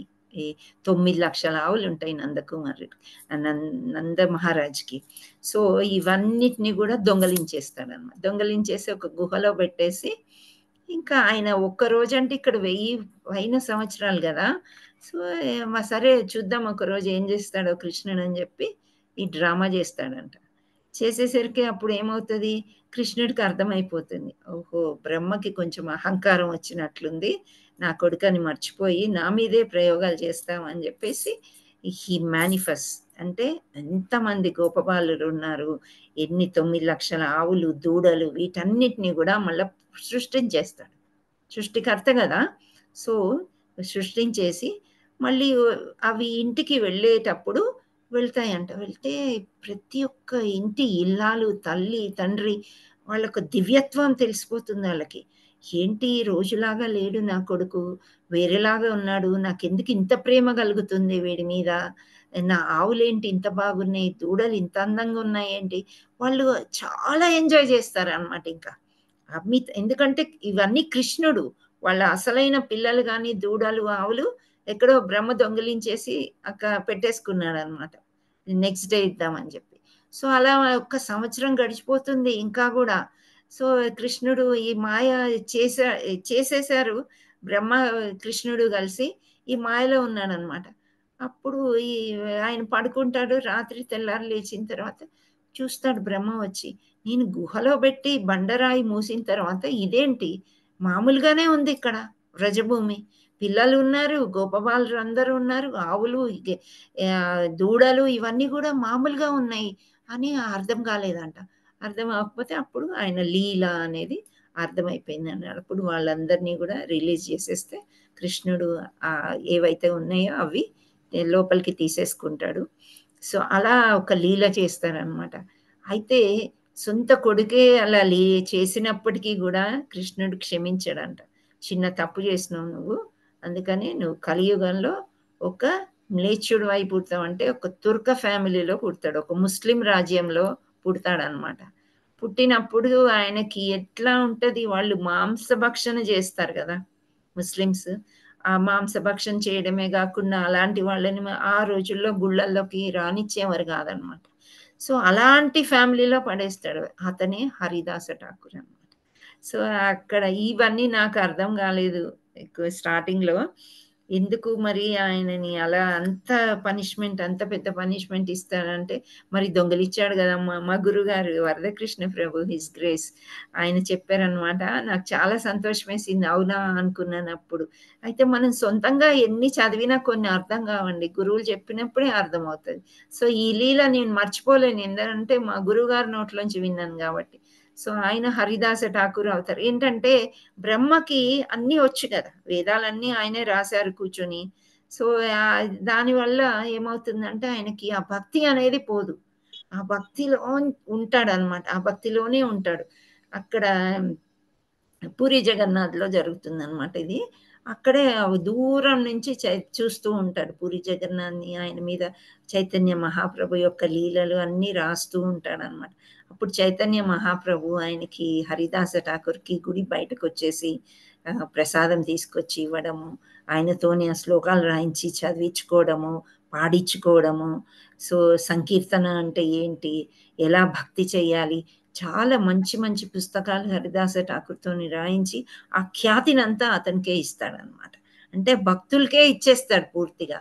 చైతన్య మహాప్రభు తీసుకున్నది ఏమీ లేదు, అంతా కూడా హరిదాస ఠాకూరే హరినామ చింతామణి అని హరినామం యొక్క గొప్పతనం ఒక పుస్తకం ఉంటుంది.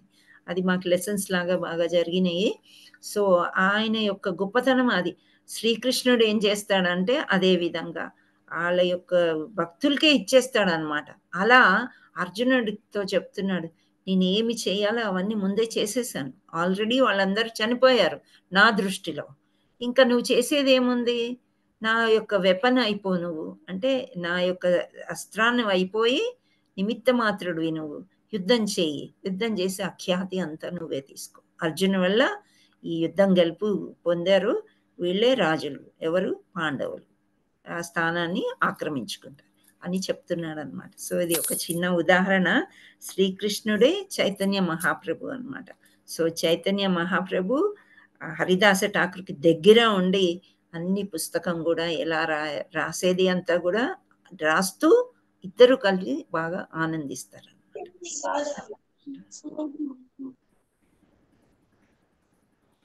అది. సో అర్జునుడు పోరాడడానికి ఇష్టపడకపోయినా వారు ఏ విధంగానైనా చనిపోతారు, అందుకే నా పరికరం అవు అని చెప్తున్నాడు. హరే కృష్ణ. నెక్స్ట్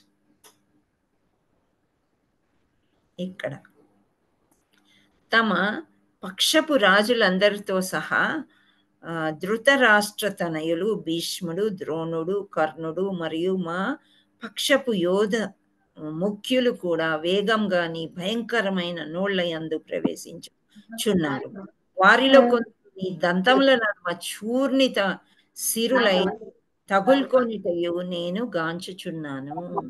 అదే ఇంతకు చెప్పిందే. ఏమంటున్నాడంటే ఇది వాళ్ళు రాజులందరితో సహా, అంటే ధృతరాష్ట్రుడు వాళ్ళ యొక్క తనయులు 99 మంది ఉంటారు కదా, ధృతరాష్ట్రుడితో 100. సో వాళ్ళందరూ భీష్ముడు, ద్రోణుడు, కర్ణుడు, ఇంకా వీళ్ళ సైడ్ ఉండే యోధులందరూ కూడా నీ నోట్లోకి వెళ్ళిపోయి దంతాల మధ్యలో చిక్కుకొని వాళ్ళు వెళ్ళిపోతున్నారు, నేను చూస్తున్నాను కృష్ణ అని అంటున్నాడు. హరే కృష్ణ. నెక్స్ట్ అర్జునుడి ప్రశ్నలు మళ్ళీ, నీవెవరు, నీ కార్యం ఏమిటి అని అడుగుతున్నాడు. నెక్స్ట్ అర్జునుడికి కృష్ణుడు ఉపదేశాలు. కాలముని నేనే, నా పరికరానివి కమ్ము. మళ్ళీ అంటున్నాడు, నేను కాలాన్ని, భవిష్యవాణి. ఇది అయిపోయింది కదమ్మా. హరే కృష్ణ. సో ఇక్కడ సమయాన్ని నేనే అని అంటున్నాడు అనమాట. కాలోస్మి అంటే కాలం ఇటు అటు పరిగెడుతుంది అని మనకు. సో ఆ సమయం వచ్చినప్పుడు ఏది జరగాలో అది జరిగిపోతుంది అని చెప్తున్నాడు కృష్ణుడు. కాలాన్ని కూడా నేనే, సమయాన్ని కూడా నేనే. నెక్స్ట్ నా పరికరం కమ్ము. నేను ఇప్పటికే నీ శత్రువులందరినీ నాశనం చేశాను. నా పరికరంగా అవ్వుము మరియు కీర్తిని పొందుము. సో ఇది నేను ఇంతకంటే ముందు ఊపుతో చెప్పేశాను. నువ్వు కీర్తి తీసుకో, నువ్వు నా పరికరాన్ని కమ్ము. శత్రువులందరినీ ఆల్రెడీ నేను నాశనం చేసేసాను. సో నువ్వు పేరుకే నువ్వు యుద్ధం చేయి అర్జున అని చెప్తున్నాడు. ఇక్కడ అందుచే లెమ్ము, యుద్ధ సన్నద్ధుడై కీర్తిని గడింపము, కీర్తి తెచ్చుకో, శత్రువులను జయించి సమృద్ధమైన రాజ్యంని అనుభవింపము.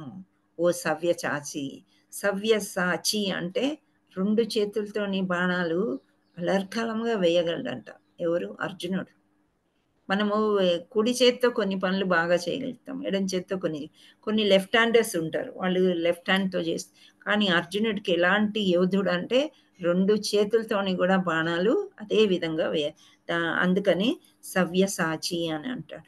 నా ఏర్పాటు చే వారందరూ ఇదివరకే మరణించి ఉన్నందున ఈ యుద్ధంన నీవు కేవలం నిమిత్త మాత్రుడవు కమ్ము అని చెప్తున్నాడు. అంటే నువ్వు నా పరికారాన్ని అయిపో, ఆల్రెడీ ముందే వాళ్ళందరూ చనిపోయి ఉన్నారు కాబట్టి నీవు ఈ ఖ్యాతి అంతా నీవే తీసుకో అర్జున అని చెప్తున్నాడు. Next prayers of Arjuna. Next ఇది అర్జునుడి ప్రేయర్స్. ఏమంటున్నాడు ఆయన ప్రార్థన ఏం చేస్తున్నాడు? స్తుతి అంటే ఫస్ట్ గ్లోరిఫికేషన్. హే జనార్దన, హే కృష్ణ, హే గోవింద, ఇవి మనము సహస్రనామాలు అవి ఇవన్నీ చదువుతాం చూడండి, దాన్ని గ్లోరిఫికేషన్ అంటాం అనమాట. కృష్ణుణ్ణి స్తుతించడం అంటే ఒక్కొక్క పేరుకి ఒక్కొక్క అర్థం ఉంటుంది. సో ఆ పేర్లన్నీ కూడా స్తుతించుకుంటూ ప్రణామాలు చేస్తున్నాడు. అభ్యసించెస్ అంటే చాలా నమ్రతతోని దండవత్ ప్రణామాలు చేస్తున్నాడు. తర్వాత ఇంకోటి క్షమించమని కోరుతున్నాడు. ఎందుకు క్షమించమంటున్నాడు అంటే నీ విలువ తెలియక, నువ్వెవరో నాకు తెలియక నీతో ఒకే బెడ్ మీద పడుకున్నాను, మనమిద్దరం ఒక కంచంలో తిన్నాము, అండ్ నిన్ను నెమలి పింఛం పెట్టుకుని ఏదోలాగా తయారై ఉంటాడు కదా కృష్ణుడు, నార్మల్గా ఉండడు. సో నీ మీద ఎన్నో పరిహాసాలు కూడా చేశాను నేను, ఎన్నోసార్లు మిత్రులందరి ముందు కూడా నిన్ను ఎగతాళి చేశాను నేను. సో ఇవన్నీ చేసినందుకు నన్ను క్షమించు కృష్ణ అంటాడు. తర్వాత అభ్యర్థన, మళ్ళీ రిక్వెస్ట్ చేసుకుంటాడు. ఏమని రిక్వెస్ట్ చేసుకుంటాడంటే నీ యొక్క గొప్పతనం నాకు తెలియదు కృష్ణ, మళ్ళీ మళ్ళీ నన్ను క్షమించు అని రిక్వెస్ట్. ఇప్పుడు రిక్వెస్ట్ ఏంటి అనేది నెక్స్ట్ చూద్దాం. అంటే ఇంకా చాలు, నేను అన్ని చూసేశాను కదా, నాకు భయం వేస్తుంది అని చెప్తాడు. నీ మహిమలు తెలియక నిన్ను మిత్రుడిగా భావించి ఓ కృష్ణ, ఓ యాదవ, ఓ మిత్రమా అని తొందరపాటుగా సంబోధించాను. ప్రేమతో గాని లేదా మూర్ఖత్వంతో గాని నొరరించిన దానిని అంతటినీ కరుణతో క్షమించుము. మనము విశ్రాంతి కొన్నప్పుడు, ఒకే సయ్యపై శయనించినప్పుడు, కూర్చుండినప్పుడు, కలిసి భుజించినప్పుడు, ఒంటరిగా కొన్ని మార్లు మరియు పలు మిత్రుల సమక్షంగా మరికొన్ని మార్లు నేను వేళాకోళము అగౌరవించితిని. ఓ అచ్యుత, ఆ అపరాధములన్నిటినీ నన్ను క్షమించుము అని అంటున్నాడు. ఇప్పుడు ఎవరైనా మనకి చాలా క్లోజ్గా ఉన్నారనుకోండి, చాలా ఈజీగా తీసుకుంటాం వాళ్ళని, వాళ్ళ యొక్క విలువని మనము గుర్తించాం. తర్వాత మనకు తెలిసింది అనుకోండి వాళ్ళ యొక్క విలువ, వాళ్ళ పాస్ట్ ఇది, వాళ్ళ ప్రెజెంట్ ఇది, అప్పుడు చాలా మొహమాటంగా ఉంటుంది. అయ్యి నేను ఇలా మాట్లాడేసానేంటి, ఆ మాతాజీ అంత గ్రేట్ కదా, ఈ ప్రభుజీ ఇంత గ్రేట్, ఆయనను మొన్నే నేను వీడియోలో చూశాను, ఇంత బాగా ప్రవచనాలు చెప్తున్నారు, నేనేంటి ఇంత తేలిగ్గా మాట్లాడేశాను అన్న ఫీలింగ్, ఆ గిల్టీ కాన్షియస్నెస్ అనేది మనకు ఉంటుంది. సో అది అన్నమాట ఇక్కడ చాలా ఫీల్ అవుతున్నా, అంటే అర్జునుడు చాలా బాధపడుతున్నాడు అనమాట. సో నేను ఒక్కోసారి ఇప్పుడు మనకి ఏమనిపిస్తుంది అంటే మనం తిట్టుకున్నాం అనుకోండి వేరేలాగా ఉంటుంది. అవే మాటలు సమక్షంలో పలువురి సమక్షంలో ఏమన్నా అన్నారు అనుకోండి, అది కొంచెం మనకి ఎక్కువ బాధిస్తుంది. సో ఈ కృష్ణ కాన్షియస్నెస్ ఉన్న వాళ్ళకి అవన్నీ ఏం పట్టించుకోరు, అసలు టైం ఉండదు వాళ్ళకి. ఏమైనా కృష్ణుడు సేవ చేసుకోవడము, ఆ పని ఈ పని చేసుకొని మళ్ళీ కృష్ణుడిని జపం చేసుకోవడము, దీనికే టైం సరిపోతుంది. కానీ నార్మల్ పర్సన్స్ ఎవరైనా కానీ ఇలాగే ఫీల్ అవుతారు అన్నమాట. ఏంటి అంటే వేళాకోళం చేశాను, అగౌరవించాను, ఇన్ని చేశాను నేను, అయినా నన్ను ఏమనలేదు కృష్ణ నువ్వు అంటే. కృష్ణుడికి భవిష్యత్తు తెలుసు, ప్రస్తుతం తెలుసు, పాస్ట్ తెలుసు. సో ఒకసారి చెప్తాడు కూడా, ముందు పాస్ట్లో నువ్వున్నావు నేనున్నాను, కానీ నువ్వు మర్చిపోయావు నాకు గుర్తుంది అని చెప్తాడు. సూర్యుడికి చెప్పాను భగవద్గీత అని చెప్పినప్పుడు అర్జునుడు అంటాడు, నువ్వెక్కడున్నావు అప్పుడు? నువ్వు ద్వాపర యుగంలో, ఇప్పుడు కదా మనం ఉన్నది. సత్యయుగంలో అంతకంటే ముందు నువ్వే. అప్పుడు కృష్ణుడు చెప్తాడనమాట. సో నాకు మనము ముందు ఉన్నాము, ఇప్పుడు ఉన్నాము, తర్వాత కూడా ఉంటాము అని చెప్తూ ఉంటాడు. సో అందువల్ల ఆయన అప్పుడు సైలెంట్గా ఉన్నాడు అనమాట. ఇప్పుడు ఈయన గొప్పతనం చూసినాక ఈ అపరాధాలన్నిటినీ నన్ను క్షమించు అని అర్జునుడు ప్రాధేయపడుతున్నాడు. హరే కృష్ణ. నెక్స్ట్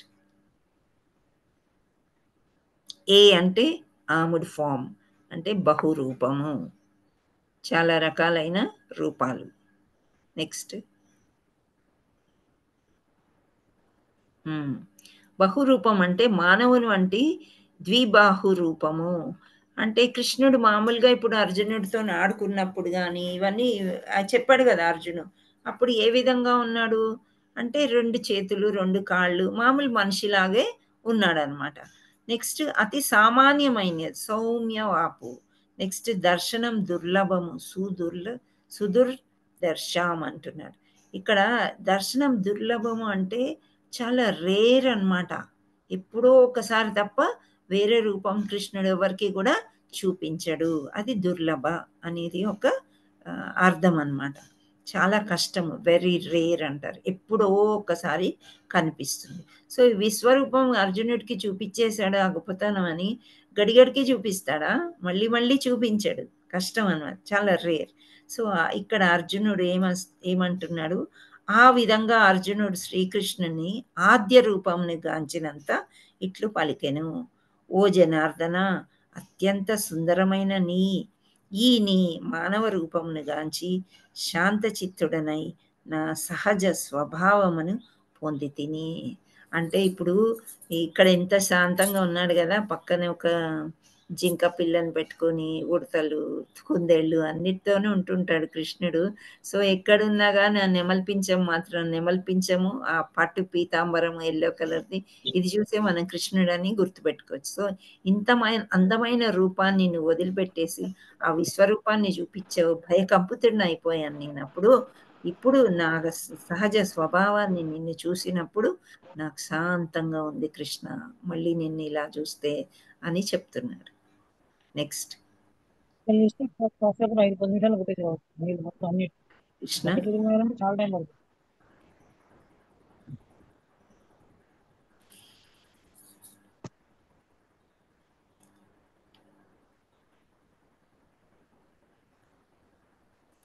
ఓ ప్రియమైన అర్జున, కేవలం అనన్య భక్తి చేతనే నేను యథార్థంగా నీ ఎదుట నిలబడిన రీతి తెలియబడగలను మరియు ప్రత్యక్షంగా దర్శింపనగుదు. ఈ విధంగానే నీవు నా అవగాహన రహస్యములందు ప్రవేశించగలుగుదువు. ఇక్కడ ఏం చెప్తున్నాడంటే అనన్య భక్తి, నీకు చాలా భక్తి ఉంది నేనంటే. సో ఆ భక్తి వల్లనే యథార్థంగా నా ఎదుట నిలబడగలిగావు. నేను ఇచ్చిన దివ్య దృష్టి వల్ల నన్ను చూడగలిగావు నువ్వు. సో అదే విధంగా ఇలాంటి ఈ రహస్యాల వల్లనే ఈ అవగాహన ఉంది కాబట్టే నీవు రహస్యములందు ప్రవేశించగలుగుతున్నావు అని. ఇక్కడ ఆవు దూడ అంటే ముందు పటంలో కూడా ఆవు దూడ అయి ఉంటుంది, నాకేదో జిక్క పిల్లలాగా అనిపించింది. హరే కృష్ణ. సో ఇలా అంటున్నాడు అనమాట అర్జునుడితో. నెక్స్ట్ సో ఈ విధంగా అయిపోయింది. ఇప్పుడు విశ్వరూపాన్ని చూశాడు, భయకంపితుడు అయ్యాడు, మళ్ళీ సామాన్య ఫామ్కి వచ్చేయి కృష్ణ అని వేడుకుంటాడు. వేడుకునేసరికి కృష్ణుడు మామూలు మనిషిలాగా అయిపోయేసరికి శాంతచిత్తుడు అవుతాడు అనమాట. ఇంతకుముందు ఫస్ట్ ఏమనుకున్నాడు, నువ్వు ఇన్ని రకాలుగా చెప్పావు కదా, నీ విశ్వరూపం నాకు చూపించు అని.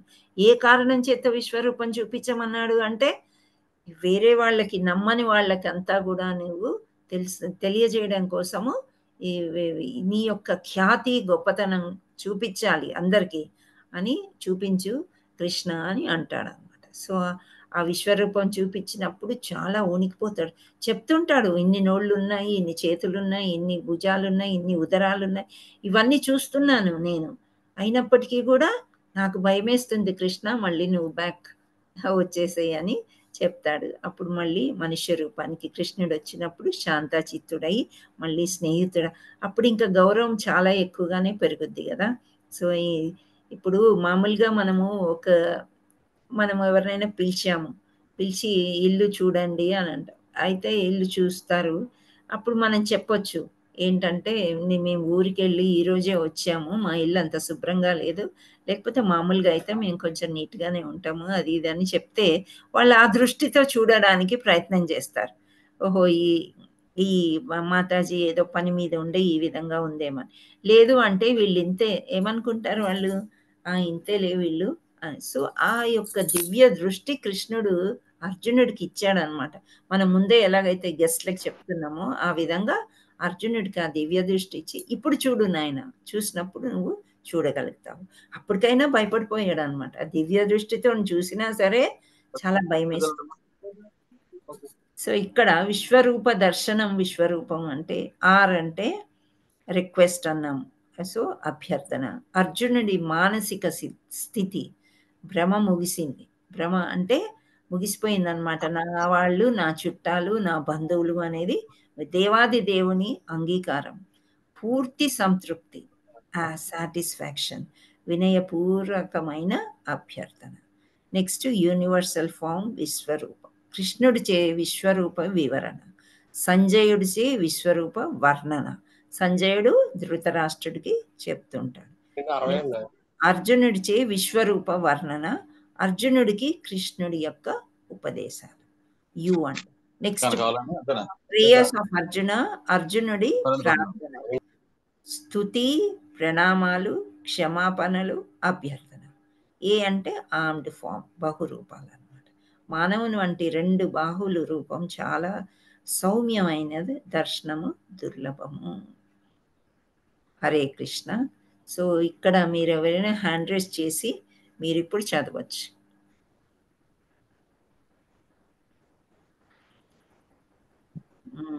అజయ్ చంద్ర, సరితన సేమ్ హ్యాండ్స్ పైకి వస్తున్నాయి. వేరే ఎవరైనా కొత్త వాళ్ళు కనిపిస్తారేమో అని చూస్తున్నాను. హరిప్రియ, మీరు చదవండి అమ్మా. హరిప్రియ. జై శ్రీకృష్ణ మాతాజీ. జై శ్రీకృష్ణ. హరిప్రియనా చదువుతున్నారు? Yes ma'am. చదవండి. అభ్యర్థన, అర్జునుడి మానసిక స్థితి. ఓకే, ముగిసింది. దేవాది దేవుని అంగీకారం, సంతృప్తి, వినయపూర్వకమైన అభ్యర్థన. వెరీ గుడ్, థ్యాంక్ యూ అమ్మా. నెక్స్ట్ యు, జయశ్రీ చదవండి. జయశ్రీ మాలే. హరే కృష్ణ మాతాజీ. హరే కృష్ణ. విశ్వరూపం, universal form, Vishwaroopam 5 to 34.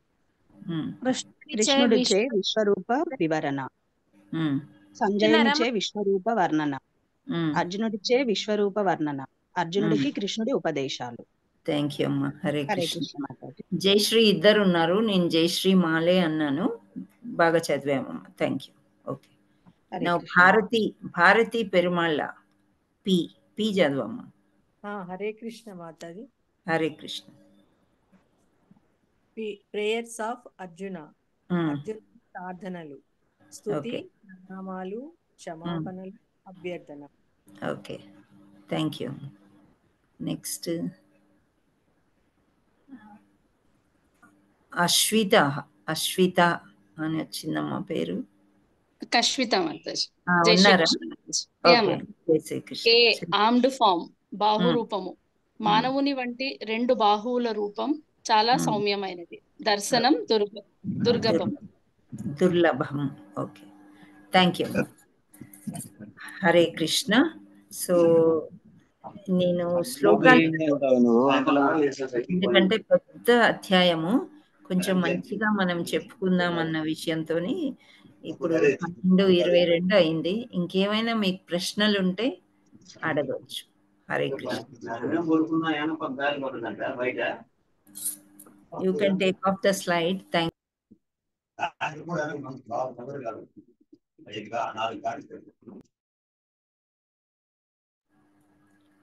Hare Krishna.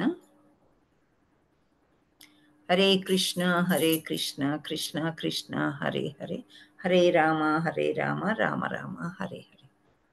Hare Krishna. Shri Radha Madan Mohan की जय, श्री जगन्नाथ बलदेव सुभद्रा माई की जय, చైతన్య నితాయికి జై. నితాయి గౌర్. హరి హరి బోల్. हरे बोल माता जी, थैंक यू सो मच माता जी। हरे कृष्णा, హరే धन्यवाद కృష్ణ. प्रणाम माता जी। ధన్యవాద్ ప్రణామ్. మాతాజీ స్థావర జంగమాలు అంటే అర్థం ఏమొస్తుంది మాతాజీ? స్థావర అంటే చరాచరములకి స్థావర జంగమాలని మీనింగ్ ఇచ్చారమ్మా తాత్పర్యంలో. స్థావర అంటే స్థిరంగా ఉండేవి జీవులే.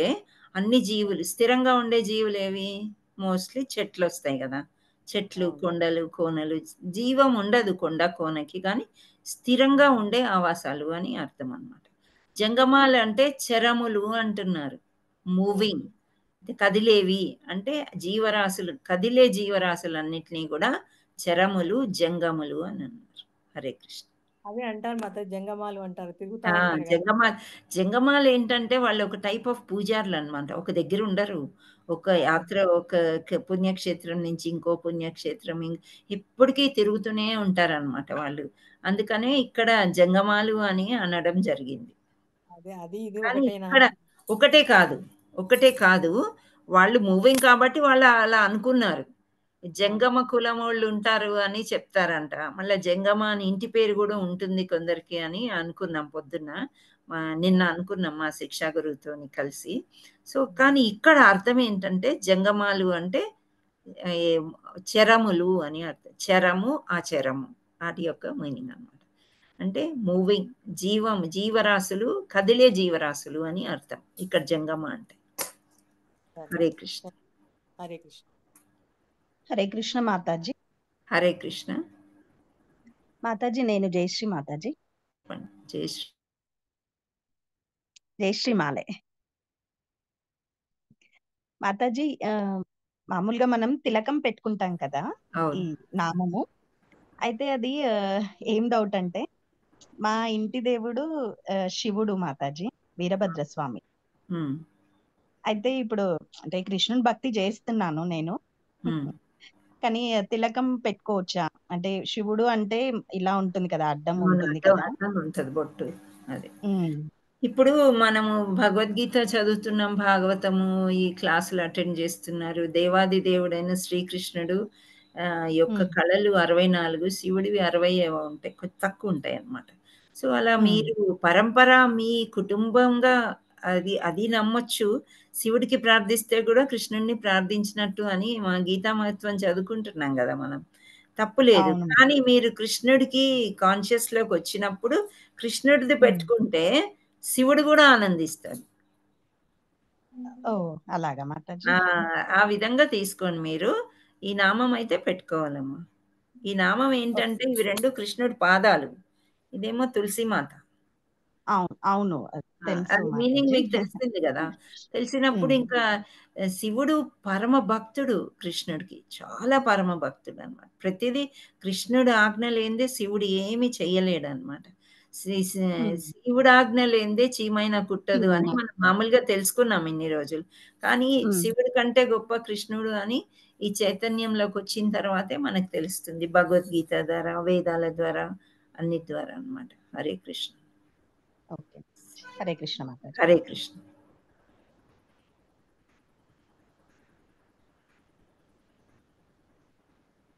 హరే కృష్ణ. లక్ష్మీదేవి, ఏమైనా క్వశ్చన్ ఉందా లేకపోతే హ్యాండ్ రైజ్ ఇందా అక్కడదేనా? రెస్పాన్స్ లేదు. ఇంకా హేమారాణి కోట్రా. అప్పుడు హరే కృష్ణ మాతాజీ, అప్పుడు చదవడానికని రేజ్ చేసిన మాతాజీ. ఓకే, లోవర్ చేసుకోండి. లక్ష్మీదేవి లోవర్ చేసుకోవచ్చు. ఇంకా నెక్స్ట్ అజయ్ చంద్ర అంటే జయశ్రీ మాతాజీ, మీరు కూడా హ్యాండ్ క్వశ్చన్ లేకపోతే లోవర్ చేసుకోండి. మాతాజీ ఉందా క్వశ్చన్? లే మాతాజీ, చదవడానికి ఒకసారి మ్యూట్ చేసుకోండి మాతాజీ. డౌట్ లేని వాళ్ళు ఒకసారి మ్యూట్ చేసుకోండి. ఇంకా అయిపోయింది కదా. ఓకే, అంటే హ్యాండ్ రైజ్ వాళ్ళని ఏమన్నా ఉన్నాయేమో క్వశ్చన్స్ అని అనుకుంటాం కదా. మీరు లోవర్ చేసుకోవడం వీళ్ళకి రావట్లేదేమో. ఇట్స్ ఓకే, పర్వాలేదు. So we will end the session here. Thank you. So 11 అధ్యాయాలు అయిపోయాయి. ఇంకా మనకి ఓన్లీ ఒక వారం రోజులు, వచ్చే శుక్రవారానికి మనకి ఇవన్నీ కూడా క్లాసులు ముగిసిపోతాయి అన్నమాట. తర్వాత మీరు ఏం చేయాలి అనేది మేము ముందు చెప్తూ ఉంటాం. మీరు ఈ గ్రూప్లోనే ఉండడానికి ప్రయత్నం చేయండి. మీ స్నేహితులు బంధువులు ఎవరైనా ఉంటే ఇప్పుడు ఈ ఈ ప్రోగ్రామ్ అంతా అయిపోయిన తర్వాత ఒక గెట్ టుగెదర్ ఉంటుంది గుడిలో. అక్కడ మీకు సర్టిఫికెట్స్ ఇస్తారు. సో మిగిలిన ఆ 7 క్లాసులు కూడా అటెండ్ అయిన వాళ్ళు కావాలంటే సర్టిఫికెట్ తీసుకోవచ్చు. సో జాయిన్ అయ్యి వదిలేసిన వాళ్ళని ఎంకరేజ్ చేసి మళ్ళీ జాయిన్ చేయిస్తారని నేను ఆశిస్తున్నాను. హరే కృష్ణ. వాంఛాకల్పతరుభ్యస్య కృపా సింధుభ్య ఏవ చ పతితానాం పావనేభ్యో వైష్ణవేభ్యో నమో నమః. శ్రీల ప్రభుపాద కీ జై, గురు మహారాజ్ కీ జై. హరే కృష్ణ.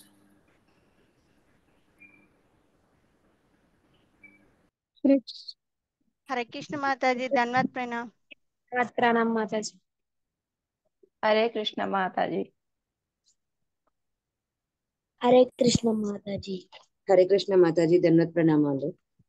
హరే కృష్ణ మాతాజీ. హరే కృష్ణ మాతాజీ. హరే కృష్ణ మాతాజీ.